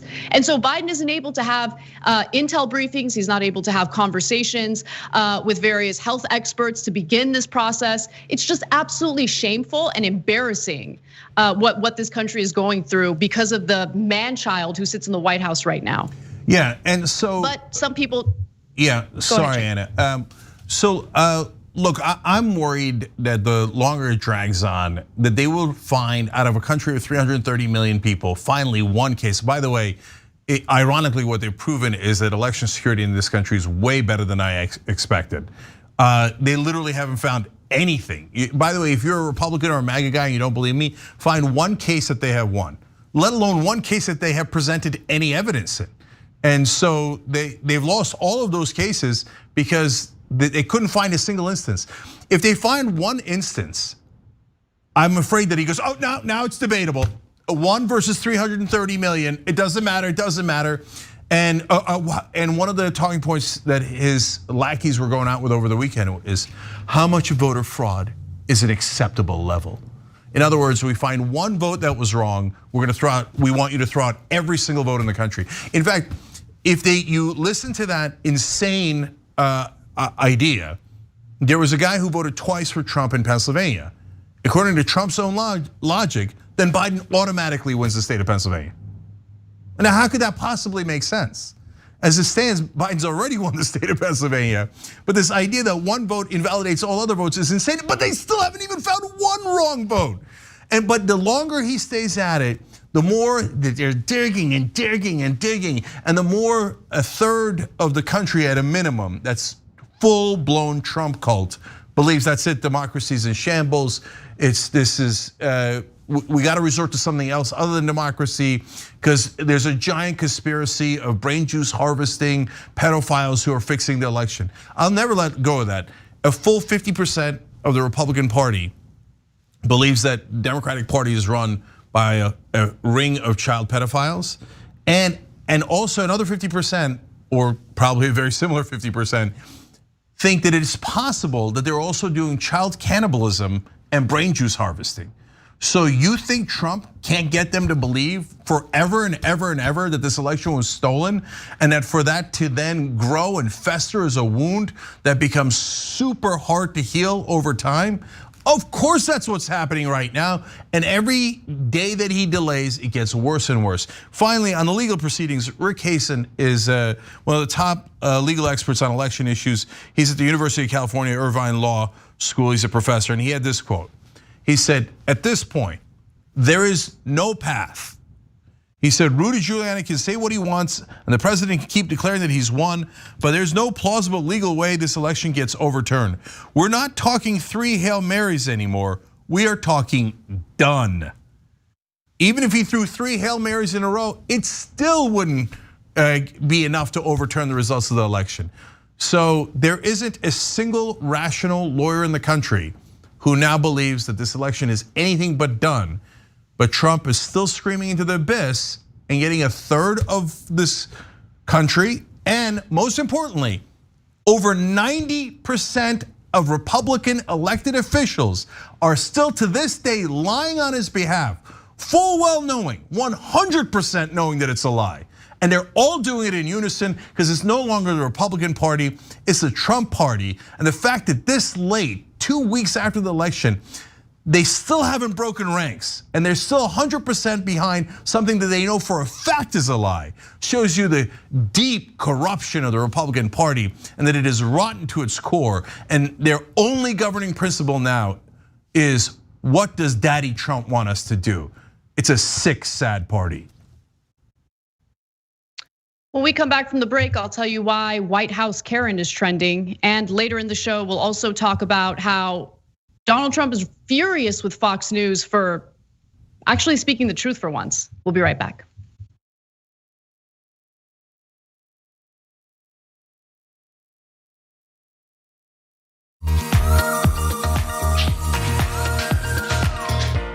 Magic. It's showtime. And say 45 minutes. I'm hosting today. Now I know what you're thinking, JR, your face is already perfect, but you know what? I still need to apply some makeup. I went through this process, right? A few years ago, when I realized that I was gonna have to wear makeup on the show. I had to go through like finding out what my undertones were. You guys know what those are? I got my MAC Cosmetics. It says SPF 15 foundation, broad spectrum. But apparently what I have is red undertones, and I think pores are not supposed to be seen. I need all these things to be confirmed for me. These sponge things don't work for me. You gotta use your hands. This I did. That's how the magic really happens. So we're gonna go through a tutorial how to make the magic happen from beautiful to beautifuler. Let's go. I've already been moisturized. That's the first thing. But moisturization already happened. We go raw, all hands. Pick up a couple streaks. This is the guy we were putting on makeup. We got dots.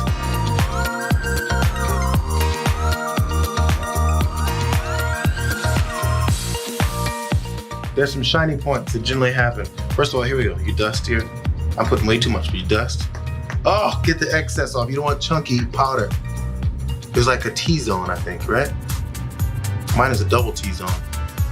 Because I went middle and another cross. Make sure your nose isn't all shiny. People get on you for it. They'll say, that's not a good point you made on there, JR. Your nose is shiny. You guys are picky like that sometimes. I think that's about it, fellas and ladies. See you guys next time. Bitsies.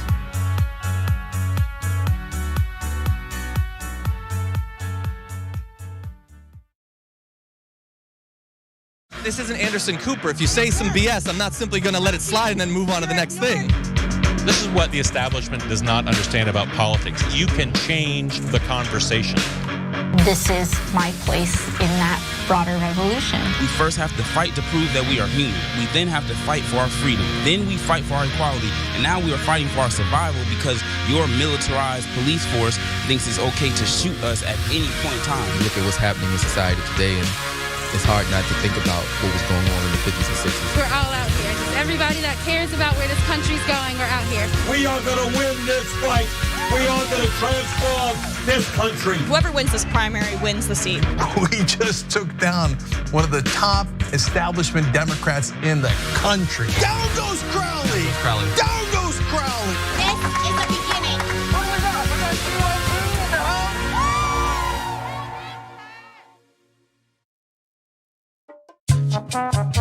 Best moment of my life, I guess, would have to be when the kid was born. Like, you know, because suddenly that meant I served my purpose. Very close second, the day we sold Clerks. That changed my life. In fact, Harley wouldn't have been born if I hadn't sold Clerks. So that noise. Clerks, probably the biggest day, best day of my life. It led to everything else. I got the wife and the kid because Clerks happened. So don't tell the kid, but Clerks.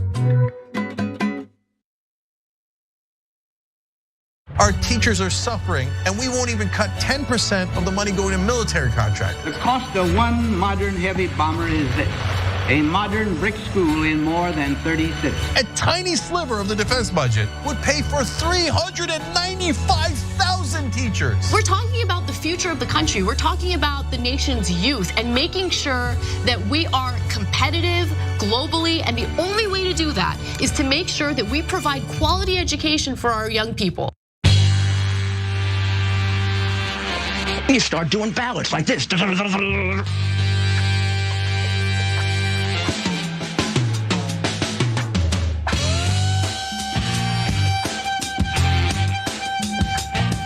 right, back on the Young Turks. Let's go to the member section first.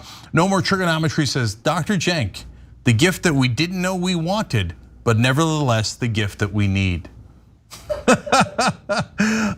Cenk is making a house call tomorrow at 7:30 p.m. Eastern, coming to your house through all the platforms we're on. So check that out, and I'm gonna give you advice, and go at tyt.com, send in a video, and I'll give you life advice. You could ask for either personal advice, or you can ask about life in general, a general question about life, but not about politics, okay? But back to politics. My USA is better than this BS, writes in.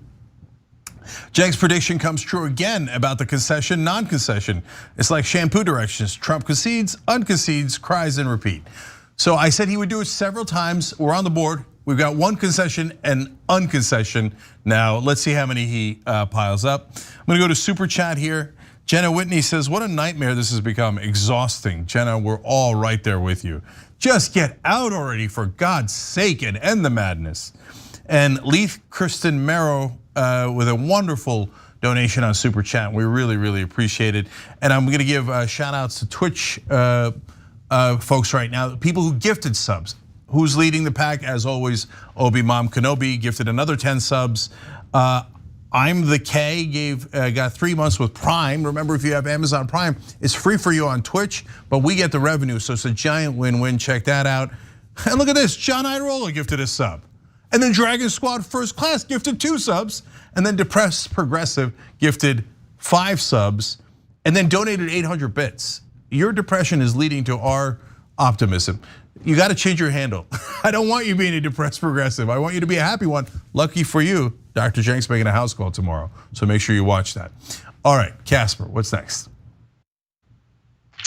As Donald Trump and his campaign continue to file frivolous lawsuits alleging unfounded claims of widespread voter fraud, people have been clowning him on social media in a way that makes a lot of sense. So you might have noticed recently that White House Karen was trending, and of course they're referring to Donald Trump and the nonstop whining on Twitter, all caps tweets about how it was rigged, how it's so unfair, he won the election.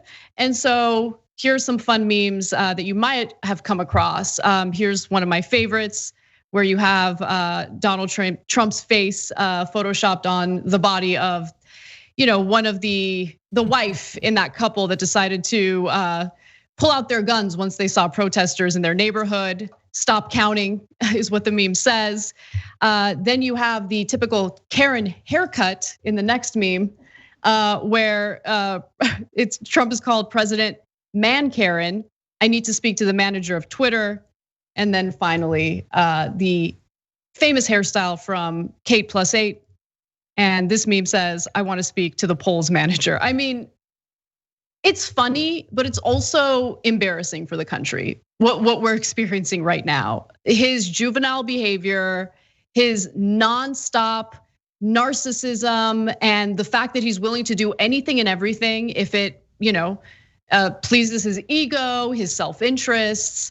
So on one hand, you chuckle when you come across this stuff, but then on the other hand, just deeply, deeply embarrassing. This is the current president of the United States. So Washington Post actually had a very good op-ed about this over the weekend. They explained 3 possible reasons why Trump is doing this. And they're all correct. It's not either or. Number one, if he can steal the election, he would do it in a second. That's why we say that he's a natural born fascist. So it's obvious from his actions now. In an election, he is not within country mile of being able to steal. He's still trying to steal it. Right now, if you said to him, Donald Trump, are you president or Joe Biden? He'd be like, oh, me, definitely. How do I know that? He just tweeted, I won the election. He's still saying it, even though he knows for a fact he did not win the election. Point number 2 is he's desperately trying to find a way to enrich himself. And so, as we showed you in the emails that they send out, it shows that he can actually keep almost all the money that you're sending for his legal defense. And number 3 is he really is a conspiracy theorist at heart. So I think he believed a lot of the conspiracy theories that he pushed. That's why he went on Alex Jones' show and said it was a great show. And he's the one that started the birther conspiracy against Barack Obama, of course.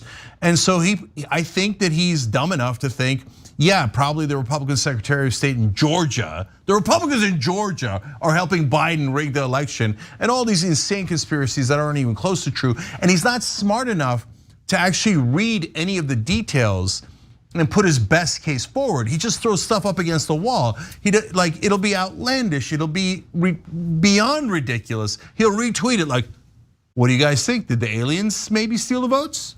No on aliens? No, I didn't mean aliens, of course not. I meant the Republicans are stealing it for the Democrats. Oh, that kind of worked. Let's keep going with that one, right? And so that's where we are today, but we know who Trump is. We know Trump is a borderline lunatic. We know he's one of the dumbest guys alive. And we know that for a fact that he's a con man his whole life. Trump University, Trump charity, they were all scams. He had to admit in court they were scams. And he had to pay giant fines. So the main question to me is, how about the Republican Party? So we showed you the graphic at the end of last week. There's only 4 senators, Republican senators, that have come out and said that yes, Joe Biden has won the election. The other 49, so the overwhelming majority of the Republican Party, nope. No, I don't know, I can't count. Oh, you lost every single case? Well, you presented no evidence. I don't know, yeah, maybe we won. Can we steal it? Can we steal it? Let's try to steal it. Oh, Donald Trump, don't tweet against us, don't tweet against us.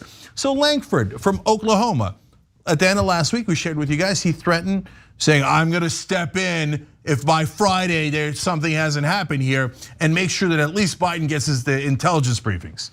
So wait, we're on Monday, so what happened? Did Senator Langford step in? Nope, backpedal. I don't know, maybe Trump won. I got a lot of mean tweets and I got scared. And since I'm such a coward and I'm corrupt because I'm a Republican, I thought let's keep trying to steal the election in a way that makes no sense at all and humiliate ourselves because I don't want Donnie Baby angry at me. That's the pathetic state of the Republican Party. Well, Donald Trump and the Republican Party has gotten so pathetic that they can't help but push back against some of these claims of voter fraud. So let's talk a little bit about that because I'm seeing more and more of these segments on Fox, and I think it is important to debunk Trump. So Trump has grown increasingly angry with Fox News because Fox News is, for once, pushing back against some of his ridiculous claims, unfounded claims of widespread voter fraud. In a recent segment, they looked into specific claims made by the Trump campaign and debunked those claims one by one.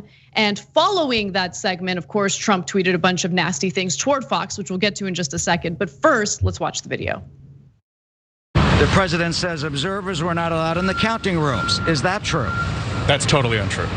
The president says, quote, bad things happened that our observers were not allowed to see. Is that true? Absolutely not. Have you seen any evidence of voter fraud here? I have not. And how about the allegations about Dominion voting systems, that they supposedly changed Trump votes to Biden votes? Well, here's part of the company's answer to that allegation. Quote, vote deletion, switching assertions are completely false. Dominion is a nonpartisan US company. Dominion has no ownership relationships with the Pelosi family, Feinstein family, Clinton Global Initiative, Smartmatic, Skytol, or any ties to Venezuela.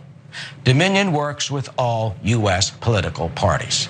You know, prosecutors say that any voter or election fraud allegation will be thoroughly investigated. And if the fix were in, if there was wrongdoing, we will know about it. But election officials across the country insist, as of today, there is no evidence of any widespread fraud affecting the outcome of the presidential election, that our precious democracy was not tampered with, and that such baseless and false claims are an insult to the thousands of election officials and workers across the country who we have seen dedicating themselves 24/7 to ensure a fair and free election for all of us.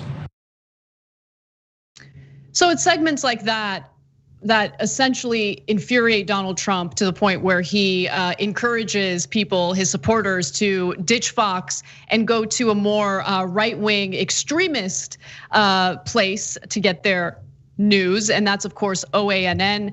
He tweeted, "Try watching OANN, really great." And that was following the segment that I just showed you. But this is, go ahead, Cenk. Just have at it. Okay, so I mean, it's the same thing. It's exhausting. The fact checking has to happen, right? And I just feel like the news cycle is insanely repetitive right now because he won't give it up.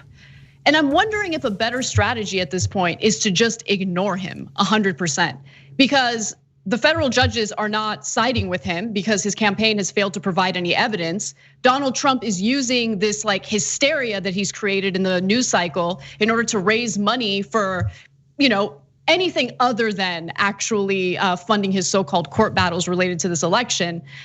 So I feel like at this point, it's abundantly clear that he lost. There's no path to victory. He's a complete and utter liar. And I don't know. I feel like ignoring him might be the better option at this point. Yeah, no, we tried that before, and it just doesn't work. What happens is it winds up festering more. So when there's no messaging pushback, first the Republican base starts to think that they're totally right. Now they're the easiest to fool. They're the rubes who fell for Donald Trump's con in the first place, and they're the ones who back him 93%, literally in this election. So then pressure starts to build on state Republican legislators and national ones, and so I don't care about the national ones as much, but the state ones are relevant because the one thing you want to avoid is these different slates of electors. That would be a giant constitutional mess and really hard to deal with in the courts. In order to do that, the Republicans in the different states would just have to lie 1,000,000% and go, we don't care. We don't care that our voters voted for Biden in Pennsylvania or Georgia or anywhere else. We're just gonna say Trump won. I don't care. And now we go to the Congress, and because of the way that the rules are set up, the Republicans can win in Congress. So as long as full-scale cheating is still on the board, and it still is, there's no way we should relent in our pressure and Anna, I don't know what's gonna happen here, and that's rare when I say that. But is this nonstop crying when every single media outlet, including Fox News, is saying, no, you have presented no evidence of fraud in 18 different court cases? If that's gonna do damage to the Republican brand, because all the Republicans are backing it, right? Or if no, there's just no damage you could possibly do to the Republican brand. The Republican voters like the cheating, they like the crying, they love the whining, they love being victims or pretend victims. And like this whole thing of grievances, it's Festivus all year round for Republicans. Maybe they love it. And so maybe there'll be no damage to the Republican Party, in which case Republican politicians in every election going forward will be greatly encouraged to steal, lie, cheat, and cry after the elections and try it one more time, both before in the voter purges, etc., and after in these kind of efforts. If the poll numbers come back at some point and say, no, now all of a sudden the Republican brand is pretty badly damaged, you'll see McConnell and all those guys turn around immediately, right? But until then, we have to keep the pressure up. And so along those lines, by the way, I just wanted to say one thing about, or two things about what the Fox News anchor said there. One, I don't like this whole thing of like, are the people who worked in the polling, et cetera, are American heroes. They are, especially if they went out there and risked their health, et cetera. So don't question the results. No. If there's a legitimate case, that's totally different. And I don't want this like support the troops kind of thing growing until we're not allowed to question any election results if there's something actually wrong and we have actual evidence, right? So I don't like that talking point. Now on the other side, the case against Dominion, I mean, they're so nuts. So now Fox News has to. Venezuela, Cenk, Venezuela. Anytime that there's something they don't like, just say Venezuela. Like, what? Like, what does Venezuela have to do with anything? Like tying this voting system to Venezuela is just, it's like Republican 101. I feel like Charlie Kirk came up with this. No, maybe he did. So the alt-right comes up with a lot of the talking points that go to Trump and then to everybody. I mean, Fox News is having to clarify that Dominion is not financially connected to Venezuela. That's the kind of level of insanity. The Clinton Global Initiative, I don't think it even exists anymore. I'm surprised. And they threw Pelosi and Feinstein. Look, Pelosi and Feinstein are corrupt in a lot of ways, just not this way. And if any show points out Pelosi and Feinstein corruption, it's the Young Turks. Probably more so than any Republican show, right? But they didn't do this one. Clinton Global Initiative doesn't even exist anymore. I'm surprised they didn't throw Benghazi in there.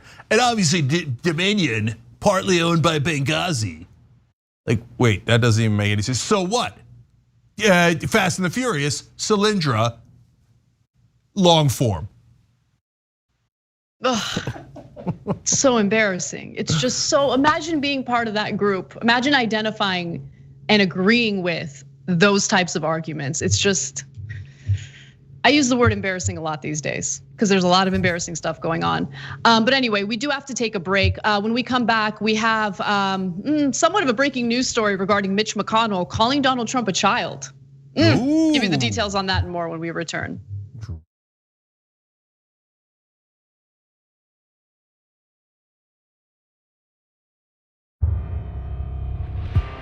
Like all small businesses, we're struggling through this pandemic right now. We are doing a drive to keep TYT healthy. We want to be able to keep doing it, and it's been a Herculean task. Ready for transport. We're trying to raise $2 million overall, $200,000 a month if we can. If you can, and only if you can, tyt.com/go. Seriously, because we can't sustain this show without you. So thank you for making all this possible. Where else can I feel as free as I do here to do what I do? And I wouldn't be able to do what I do if it weren't for all the people who have really carried us throughout the years. You're our ultimate boss. We report to you guys, and if you don't like what we're doing on air or we're not telling the truth, boom, you fire us. We're not the Young Turks, you're the Young Turks. Keep TYT alive, healthy, wonderful, awesome, independent, progressive, keep it all those things. In fact, we have a new theme, press on. Get it? It's a double meaning, tyt.com/go.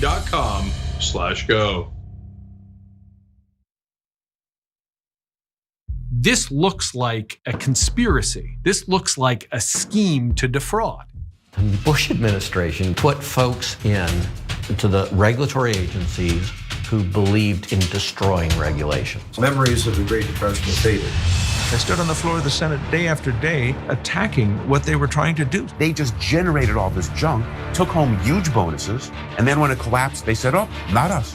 What they ginned up was pure extortion, putting a gun to the head of Congress. Time and again, they heard the devastation that was happening in low and moderate income communities caused by bankers, by lenders, and they chose to ignore it. I understood that the SEC was not merely a weakened version of what it was supposed to be. It was an agent of Wall Street. When no one's enforcing the law, the criminals take over.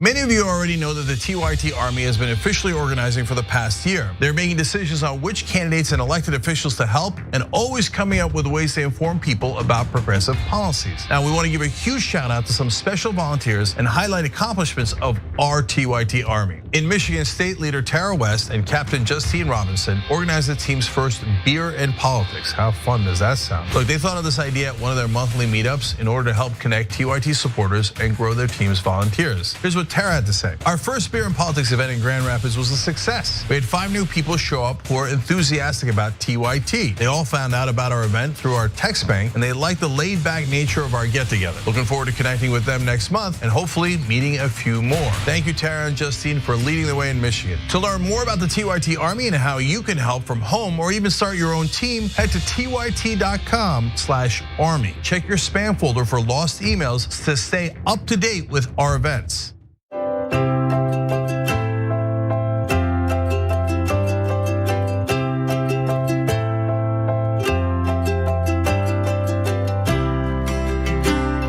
How would I look walking a dog on the White House lawn? Would that be?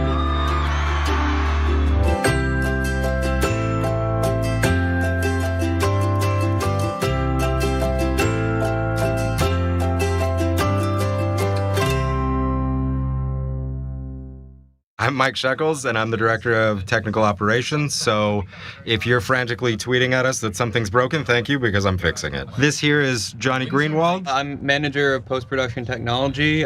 Simplest terms is I deliver the content. And this is our master control room. We have many, many more destinations than ever before, and we created this room to consolidate it, to make sure that everything's going out is up to standard, so we meet all of our contractual agreements.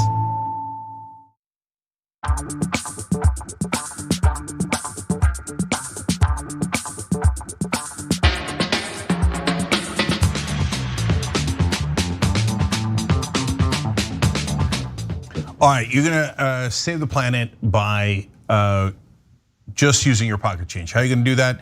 tyt.com/trees. Okay, that's it. Go there, you'll figure it out. And you saw tyt.com/go there before. Let's do a quick check-in on the thermometer. We were trying to get to 67,000 during this. Okay, hey, look at that, 67,052. Can I see 68? We got a whole post game for you members. Click the join button below, tyt.com/join. But go to go so we can get to 68,000. Let's keep it going. All right, one comment here from the member section. Harry Platt says, Michael Cohen said Trump will go to Mar-a-Lago at Christmas and never come back. I think he might be right. In which case, do I get the 400 back? Could you imagine if I'm right about everything? Could you imagine? Could you imagine? All right. Thomas Johnson writes in on Super Chat. You're not getting that money back. I'm saying. I don't know. It's already been spent. Okay. Anyway, keep going. All right, Thomas Johnson on Super Chat says, Georgia hand recount wrapping up. 2 points, MAGA Georgia Secretary of State deserves respect for upholding democracy. I totally agree. They messed with a Republican, not a Democrat. That's what they miscalculated. He fought back. They're used to just steamrolling Democrats. He did a great job there. Trump will net 788 votes from a batch of accidentally uncounted votes in a red rural county. Won't change the result, but progressives should welcome all votes counted. Every time, brother, that's what we say. And we said at the beginning, the middle, and end of this, we have never have a problem with a recount, and Georgia was within a recount, and they did a hand recount. That's great. Okay, we're always in favor of counting all the votes. Never change your principles for expediency, no matter what the situation is. Last one, Eric Dahlen from Norway wrote in, hey, I know this is not the right forum, but Too Strong Coffee won't send to my country, Norway, and I really want that cup. All right, brother, we're working on it. So what's coming next for toostrongcoffee.com/TYT is another mug that you're gonna love, but also deliveries to outside the country, K-Cups, espresso, not here yet, but a lot of this is coming soon. But in the meanwhile, go to toostrongcoffee.com/TYT and you'll see our great blends, and everybody's loving the taste of it, so check it out. All right, Anna, what's next? All right.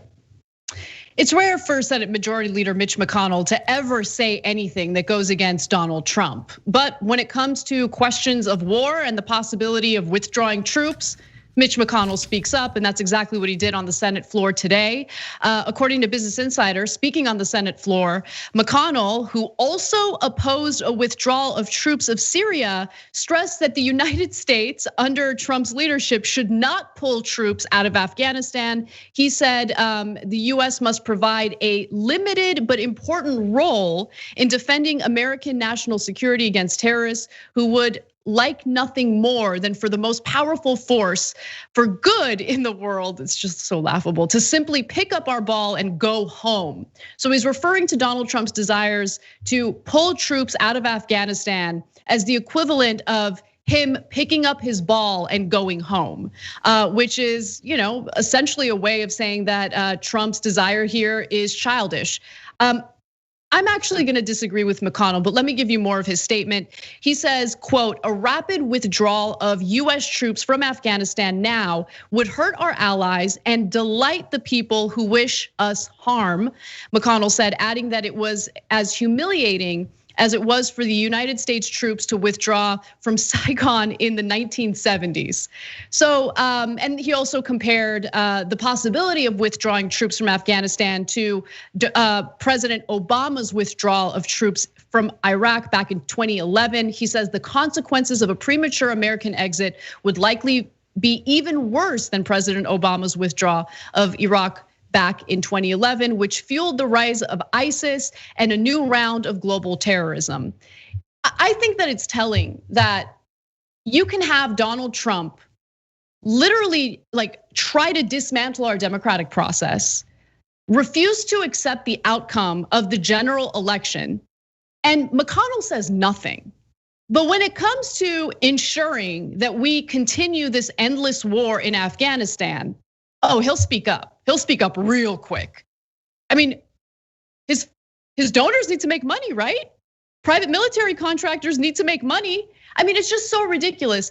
Look, I actually also disagreed with Trump pulling troops out of Syria because what that did to our Kurdish allies was just flat out wrong. We abandoned our Kurdish allies in Syria and essentially paved the way for Erdogan to go in and rain terror on our Kurdish allies. That was an issue. But in this case, there is no end in sight when it comes to the war in Afghanistan. And every single time Donald Trump has tried to negotiate a way to withdraw our troops, Republicans try to undo it. They do anything and everything necessary to undo it, including leaking these nonsense stories about how Russia is actually paying bounties to the Taliban for American soldiers. By the way, that story never materialized. Never. The New York Times just regurgitated what their sources told them, didn't even question it. And now, literally months later, there is no evidence showing that Russia is paying bounties to the Taliban for US soldiers.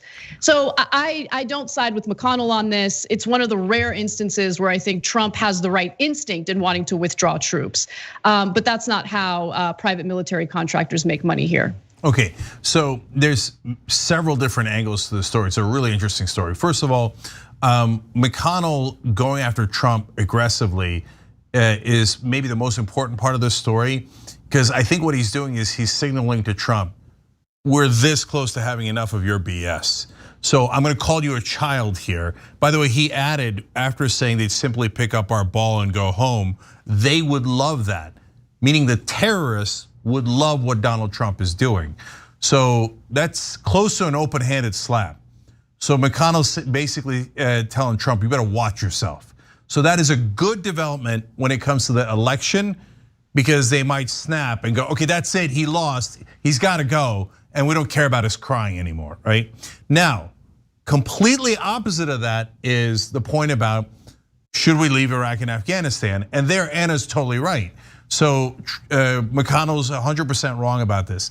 Now, I don't know why Donald Trump wants to withdraw from Iraq and Afghanistan.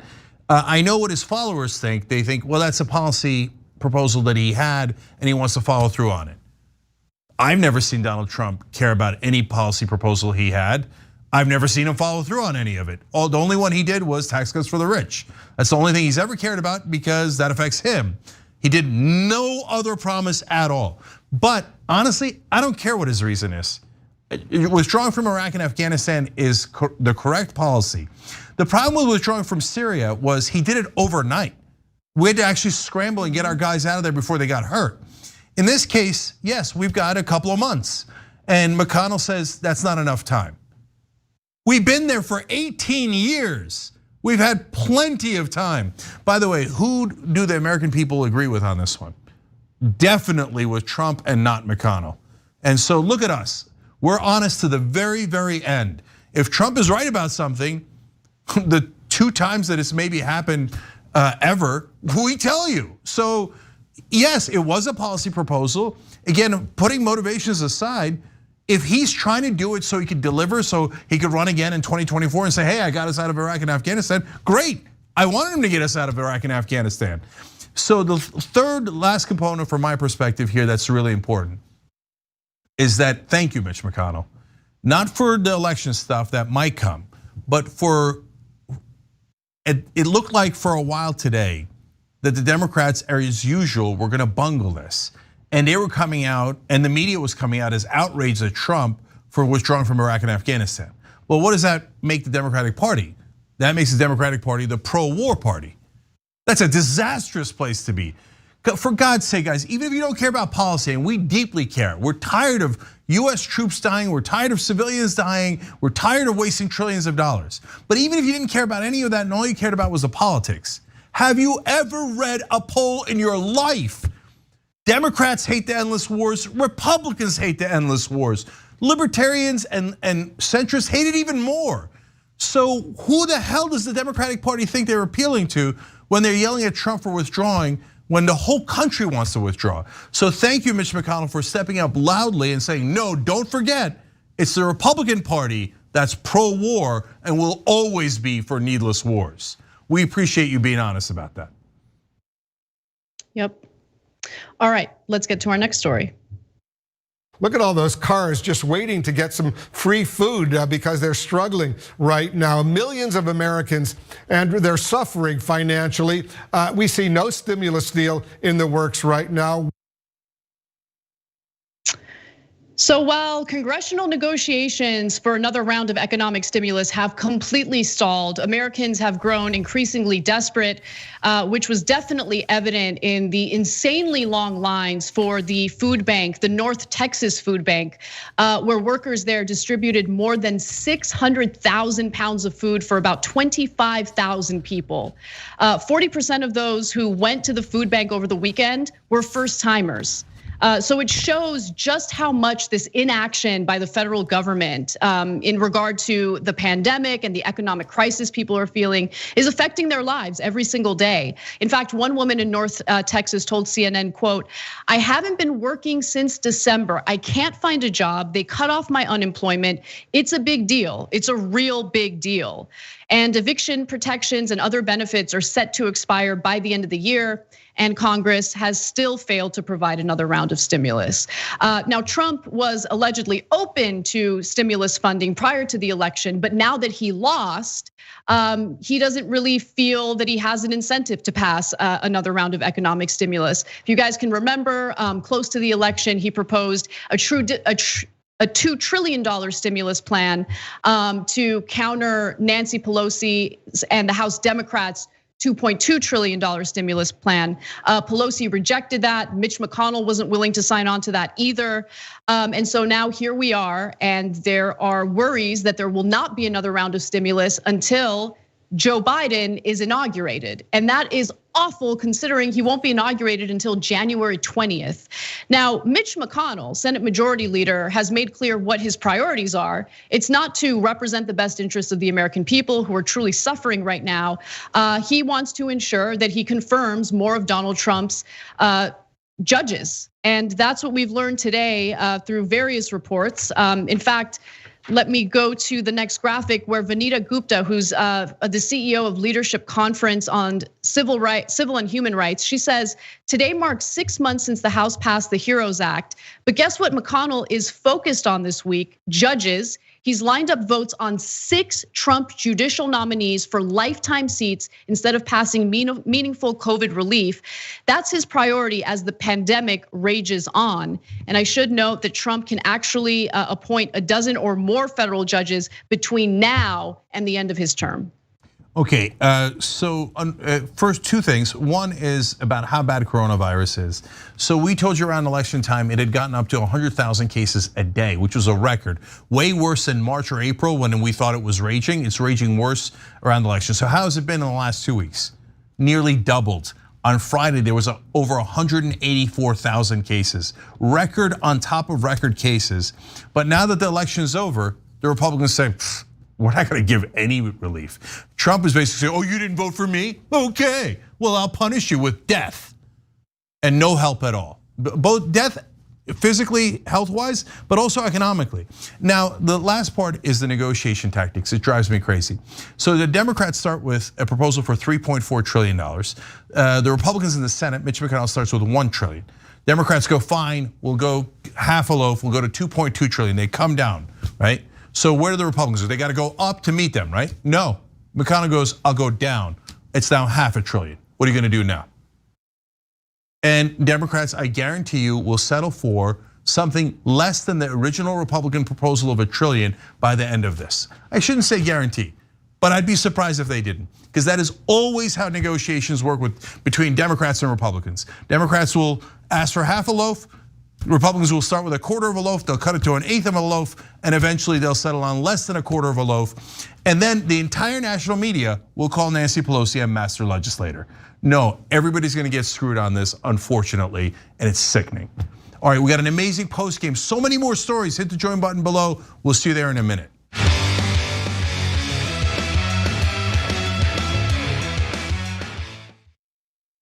Are you a politician with a ridiculous point to make? Are you in need of a petulant, outdated way to make it? Then you'll need one of my signs. Hi, I'm Simon Simonson of Simonson Signs. We'll take the stupid, over-the-top, meaningless allegory you have and put it on foam core. So maybe someone will notice your grandstanding, because this is C-SPAN. And anything that's not people milling around in front of a running vote count is almost considered moderately entertaining. The bar is low, just like our prices. We've got plenty of designs. We also brought you Mike Lee's Tauntauns. They're tons of fun. What does this have to do with the Green New Deal? About as much as this other visual aid he used of Reagan on a T-Rex. Or is that a Velociraptor?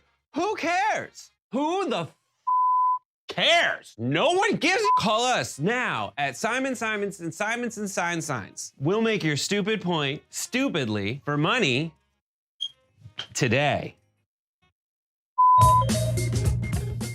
Viewers had asked for an interview with the TYT lizard. Mr. Lizard. Oh, you changed colors today. Nice. I don't even know how you feel about us. Do you even like us? Well, you guys made me this awesome house, so I'm kind of in your debt. I was found outside on the street, and you gave me a home. Granted, it was a really crappy home for a while, but then through the power of fundraising, I became a person who has a multi-level Trump-style mansion. You do. By the way, you never looked better, man. Normally, you're just green or just brown, but today you're in mid-lizard, right? I'm not very smart. I'm a lizard, so I don't know how the science works. I guess this is just my mood. It's not every day that thresholds like this are broken. I'm just so excited. I can't contain my pigmentation. And now you're showing it off. Yep. Yeah, I've never seen the lizard like this before. What Cenk and a few other people are trying to do is give us a different perspective on reality, the reality facing the middle class and working people, not just the billionaire class. We're here to press on and carry on the work that we've been doing that's so important. We've begun to turn the press a little bit. 2 years ago, they would have never covered Booker. 2 years ago, they would have never covered Bowman. This is where it started in a lot of ways. Why is TYT the leader of the progressive media? Because we try to unite people. We give other people a platform. We help other progressive shows. We introduce people to progressives they've never heard of. We help progressive candidates, and sometimes they even win. Cori Bush is won in Missouri. Down goes Lacey Clay. Cori Bush is the best of us. You gave me a platform. People from this district heard about Justice Democrats by watching your show and nominated me to JD. There is no more safe incumbent seats in the House. Bye-bye, establishment. We're going to push Biden as far as we can. After they win, we'll probably fight them tooth and nail. We need to have independent media overcome mainstream media. The DNC was so stupid to deny you guys press credentials. We need fighters, and we need to stick together. So this is what democracy looks like. There is a ton of hope right now. More hope than we have ever had in this country. So it's up to you guys, it's up to all of us to execute this in the next 5 years. You know what that means? That means the future is ours. I just shot a clip. It's time sensitive and it needs to be edited right now. Did anybody call for an editor?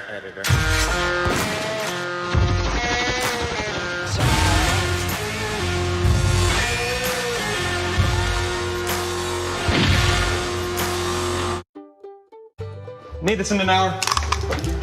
But you're an editor too.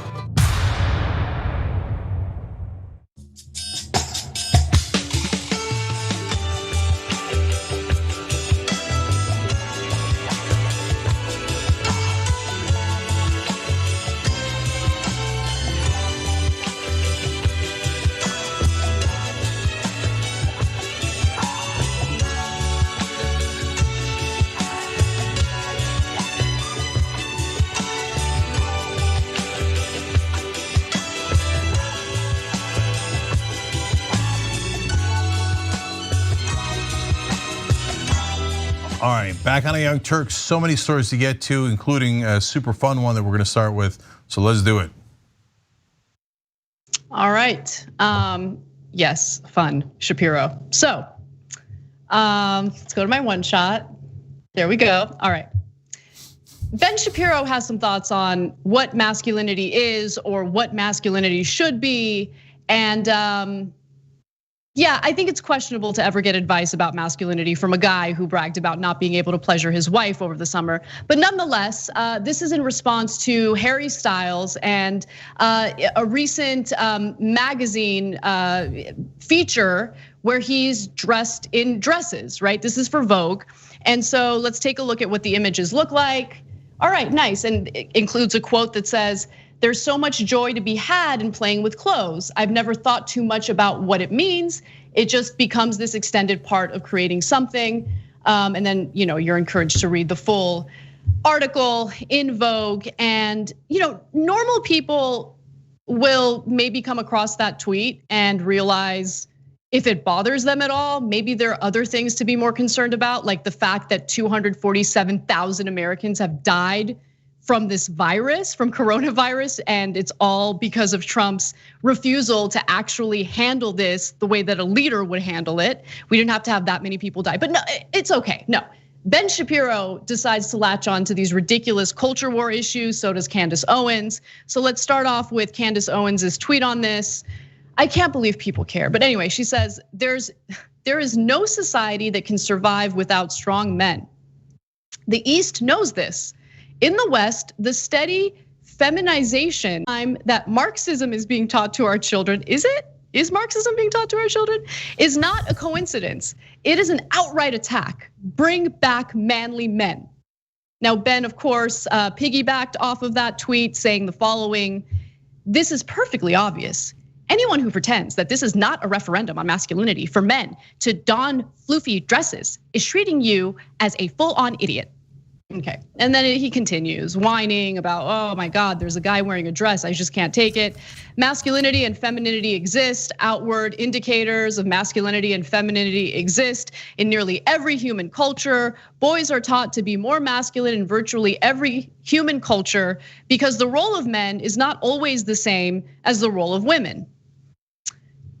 And then there's more, but his arguments are just so boring at this point and so expected, right? I mean, especially when we're talking about our culture and how men in government used to wear fancy men wigs back in the day. Anyway, he says the left knows this, of course. The point of Styles doing this photo shoot is to feminize masculinity. Yes, that's what Harry Styles is thinking about. Harry Styles is doing a photo shoot with Vogue thinking, how can I pressure men to be more feminine? How can I wear a dress? And by that very nature of me wearing a dress, pressure men to also wear dresses. That's exactly what Harry Styles is thinking about Ben Shapiro. It's so dumb. Anyway, okay. And then he continues on, but Cenk, why don't you jump in? All right. Yeah, I like your point, Anna. It's on the dollar bill. The dude's got a wig on, okay? As did all the founding fathers, except Ben Franklin, who didn't roll that way. And by the way, you know who else wore a robe? Jesus Christ. We can keep the Celts, the Scots. We can go on and on and on, right? You want to call the Scots non-masculine? Give it a shot, see how it turns out. So I love that Ben Shapiro is the arbiter of manliness. If you say so, brother.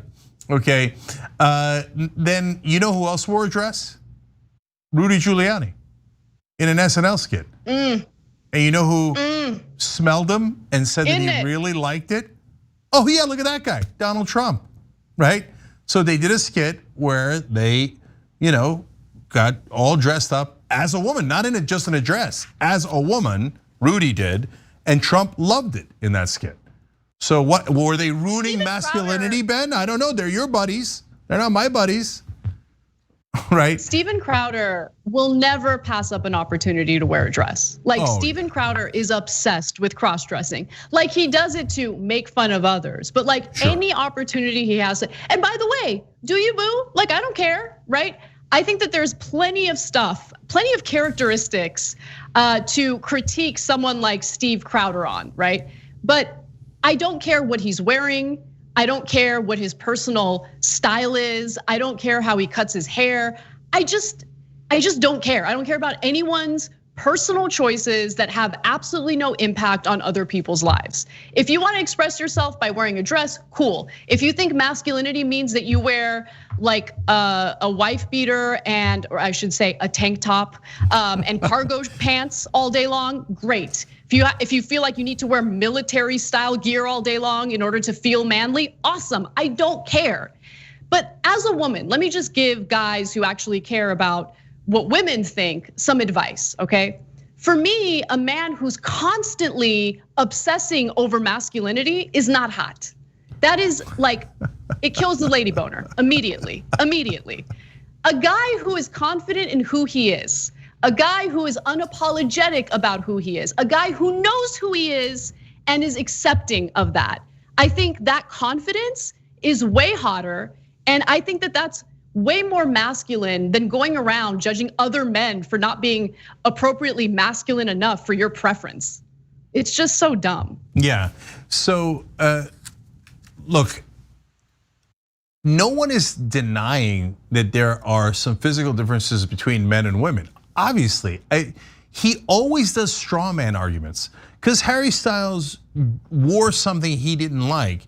He's making it seem like the left is saying, no, there's no difference between a man and a woman genetically or in any other way. But wait, Harry Styles didn't say that. Nobody said that. You made that up.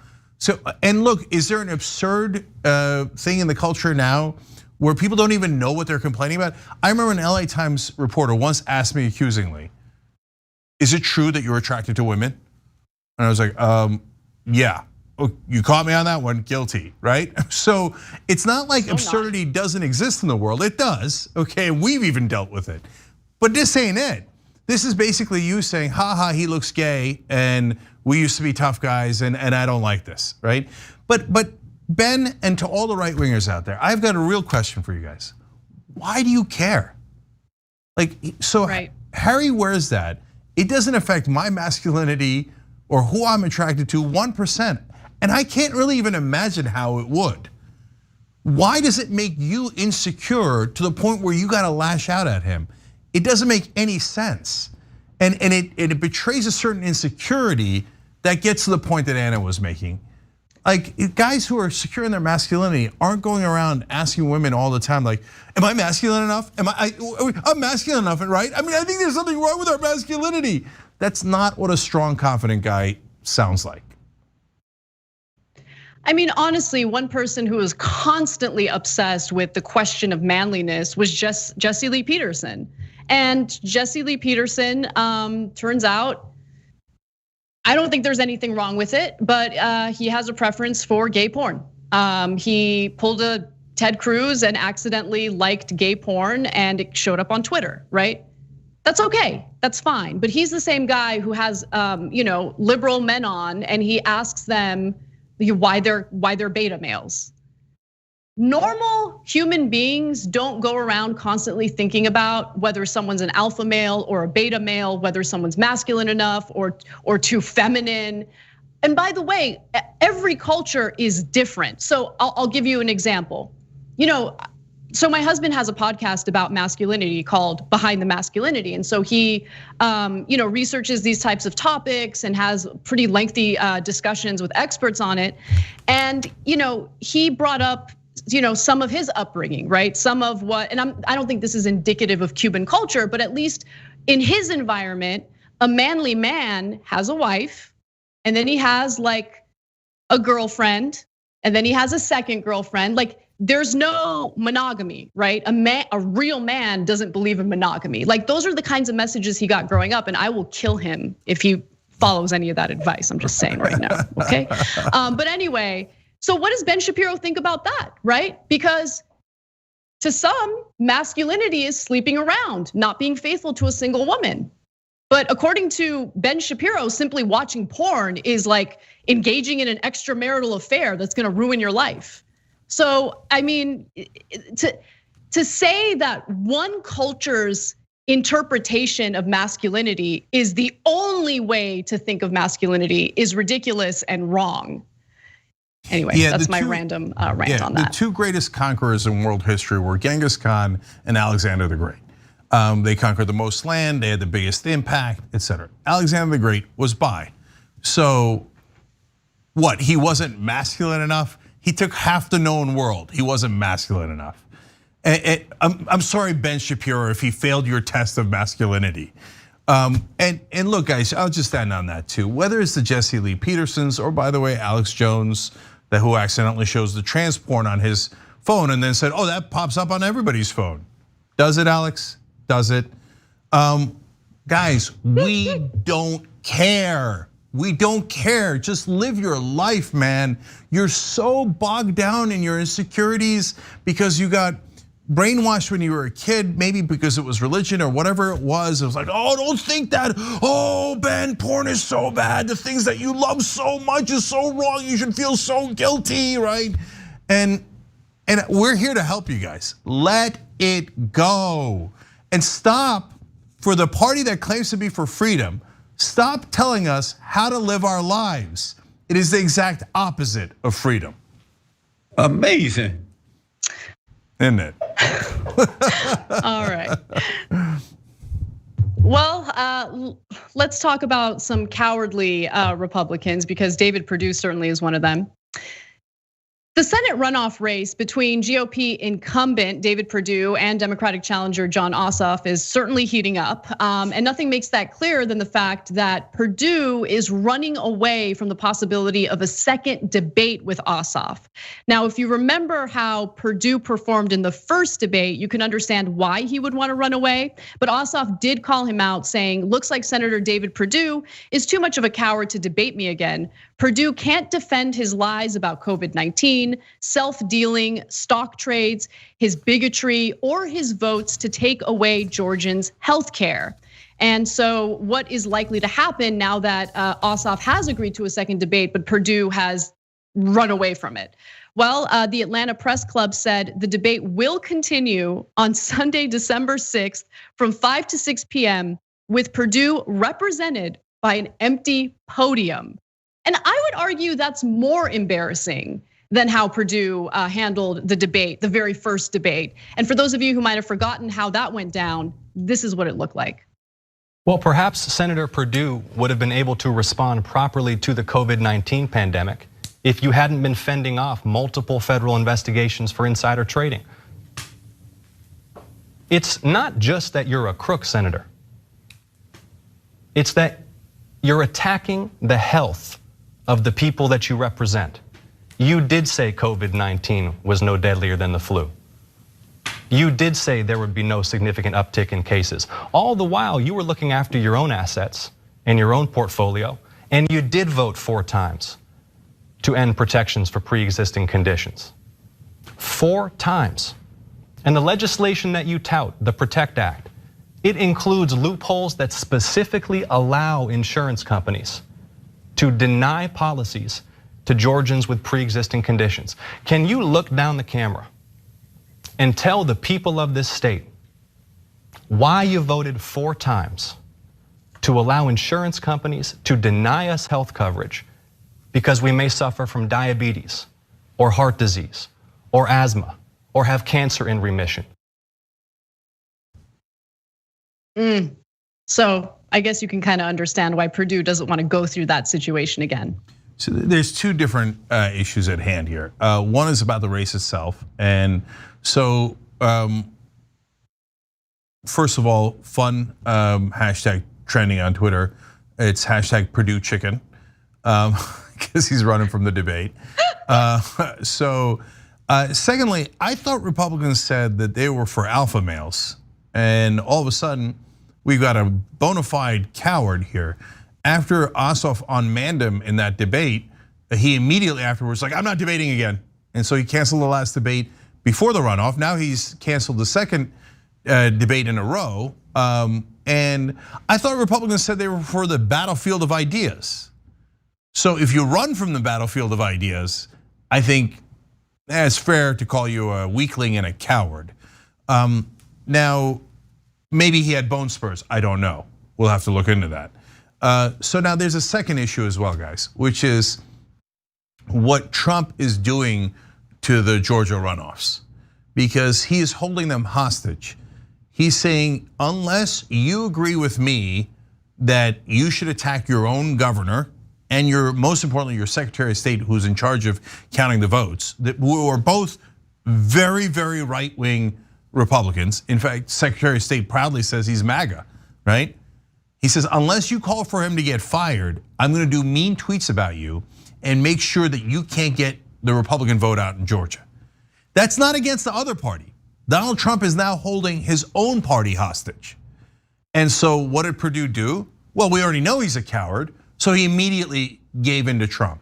And he called for the firing of the Republican Secretary of State of Georgia. And so the problem is they miscalculated. Like, they're used to fighting Democrats like Nancy Pelosi and Chuck Schumer, who immediately would bow their heads and apologize for things they didn't do. But in this case, the Secretary of State is a Republican, so he's like, no, you guys are liars, and I'll show you how you're liars. And one thing he did today was he outed Lindsey Graham. He said, no, not that way. So he outed him by saying, he told me that I should, inquiring whether I could cast out legal votes as well. Now that can get Lindsey Graham in a lot of trouble. So he's saying, hey, if you guys want to fight, we can fight. So now the Republican Party in Georgia is in an unbelievable mess because of what Donald Trump is doing behind the scenes, and because cowards like David Perdue can't stand up to him. Yeah, it's incredible. And yeah, the state lawmakers, GOP lawmakers are panicking because the race is kind of being ignored.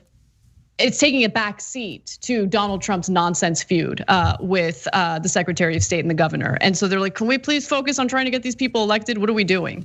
All right, well, let's move on to some other news, including what's going down in Michigan. And it's more of what you can expect from Republicans who love to incite violence among right-wing gang members. So the number of coronavirus cases is rising sharply all throughout the country, including in Michigan, where the governor, Gretchen Whitmer, has decided that she needs to implement some new proposals, new policies in order to slow the spread of coronavirus. So one of the things that she's doing is she's going to halt indoor dining, obviously temporarily until things get under control. She's also, shutting down public entertainment venues, anything that could increase the spread of coronavirus. Makes a lot of sense. Also, in-person teaching will be halted, and students will unfortunately have to go back to virtual learning. Now, Scott Atlas, Donald Trump's coronavirus advisor, decided to attack her for this decision on Twitter, where he said, "The only way this stops is if people rise up. You get what you accept. Hashtag freedom matters, hashtag step up." Now remember, Gretchen Whitmer was targeted by right-wing gang members, right-wing extremists, and luckily the FBI foiled that plot before they could kidnap her and possibly murder her. But that hasn't stopped the Trump administration from inciting and encouraging violence against Gretchen Whitmer and other Democratic governors who have decided to lead and do what they can to slow the spread of a virus that is killing, on average, 1,000 Americans a day. Right now, we're up to 247,000 Americans who have died as a result of coronavirus, and the number of new confirmed coronavirus cases continues to increase. And unfortunately, we have this clown, Scott Atlas, discouraging people from wearing masks while simultaneously inciting violence against governors like Gretchen Whitmer. Now later, he tried to backpedal and deny that he was inciting violence. He said, "Hey, I was never talking at all about violence. People vote, people peacefully protest. Never would I endorse or incite violence, never." Yeah, people voted. They want people like you out of the White House. Yeah, no, look, we always talk about context matters. So if you're using a trope used against a specific group, it's different context than if it's not a trope about a group, right? And I don't want to get into specific examples, but in this case, you have someone who was targeted by right-wing militia, and they said they were going to step up by murdering her. So when you ask people to step up and rise up, as the militia rose up against Gretchen Whitmer, and not like 4 years ago or 100 years ago, but just a couple of months ago, you're at a bare minimum, you're being very uncareful with her life.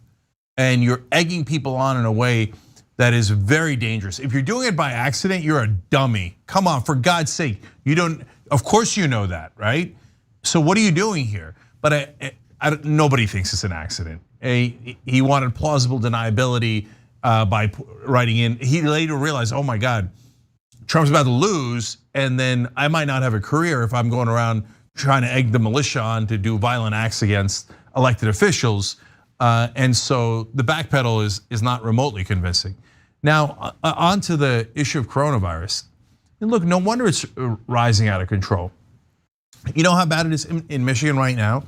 So just 2 weeks ago, on November 1st, they had 178,000 cases. You know how many cases they had on November 16th? Over 275,000. It went up by nearly 100,000 in just 2 weeks. And deaths went from 7,340 to 8,378. So deaths went up just in the state of Michigan in just 2 weeks by 1,000 people. So there's a wonderful nurse in South Dakota who wrote this Twitter thread and quickly summarized it by basically saying, with their dying breath, Trump voters are saying like, I don't get it, this is fake. And why won't you give me the magic cure? No, there is no magic cure right now. And it's not fake, you're dying from it. Please, for God's sake, wake up. I can't believe that Michigan didn't already have that order that she ordered right now. In California, we haven't been able to go inside restaurants for a long time. You know why? Because cases were raging here. And then once we put in the thing that you can't eat inside, the cases went way down. And now because it's raging all across the country, cases are going back up. Because really, in the middle of record-breaking cases every single day, in the middle of the worst pandemic of our lives, you're gonna go eat indoors? Guys, the vaccine, it now finally, thank God, appears to be around the corner. Fauci's talking about some people, obviously not most of us, but like doctors, nurses, et cetera, might start being able to take it in late December. Holy cow, that's in 2020, right? That's great news. We just gotta hang in there. Nobody likes this. I wanna go to a movie, I wanna eat popcorn, I wanna go inside the restaurants too. We're all humans, we all wanna do that. And we wanna support those businesses. These small businesses are dying.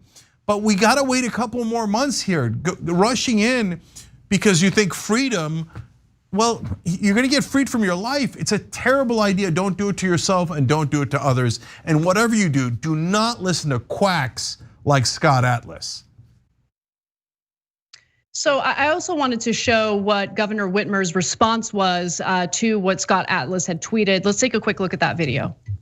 I wonder if you want to respond. There was a tweet that Dr. Scott Atlas, who is one of the top advisors to the president on coronavirus, even though he's not an epidemiologist.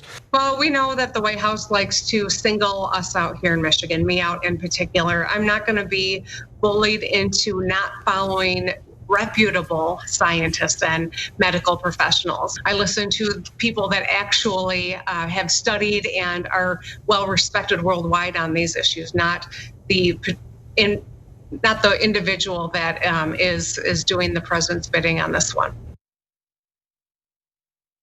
And considering the threats to her life as a result of doing the right thing, I do have to give her credit for remaining strong and continuing to do what's necessary to slow the spread of the virus. And by the way, it's not just Democratic governors who are taking action here. Republican governors in Iowa, Ohio, West Virginia, Utah, and North Dakota have actually issued mask mandates. And those are masks that, of course, Scott Atlas has put out all sorts of disinformation about, claiming that they don't actually protect people from coronavirus, when studies do show that it does protect people, depending on what kind of mask you're using, of course. Ohio's governor also threatened to shut down bars and gyms if the outbreak worsens. In Minnesota, bars and restaurants must be shut by 11 o'clock at night local time. No, I apologize, 10 o'clock local time. And then in Wisconsin and Nevada, residents were asked to stay home for 2 weeks to avoid a return to full-blown restrictions, full-blown lockdowns. And just to your point, Cenk, I do want to give you guys some statistics. The United States has passed 11 million confirmed cases of the virus on Sunday after officials recorded roughly 1 million new cases over the past 7 days, which shows how rapidly new coronavirus cases are spiking.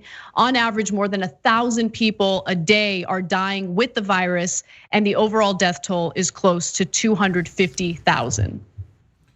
250,000 Americans died, and Atlas shrugged. Yep. All right, I gotta go. That's what we have for you guys. Cenk, any final words before we wrap up? No, just look forward to the programming. We got, like I said, Dr. Cenk coming up tomorrow. Don't miss that. That's gonna be, it's not political, nothing but fun. Love you guys. We'll see you tomorrow.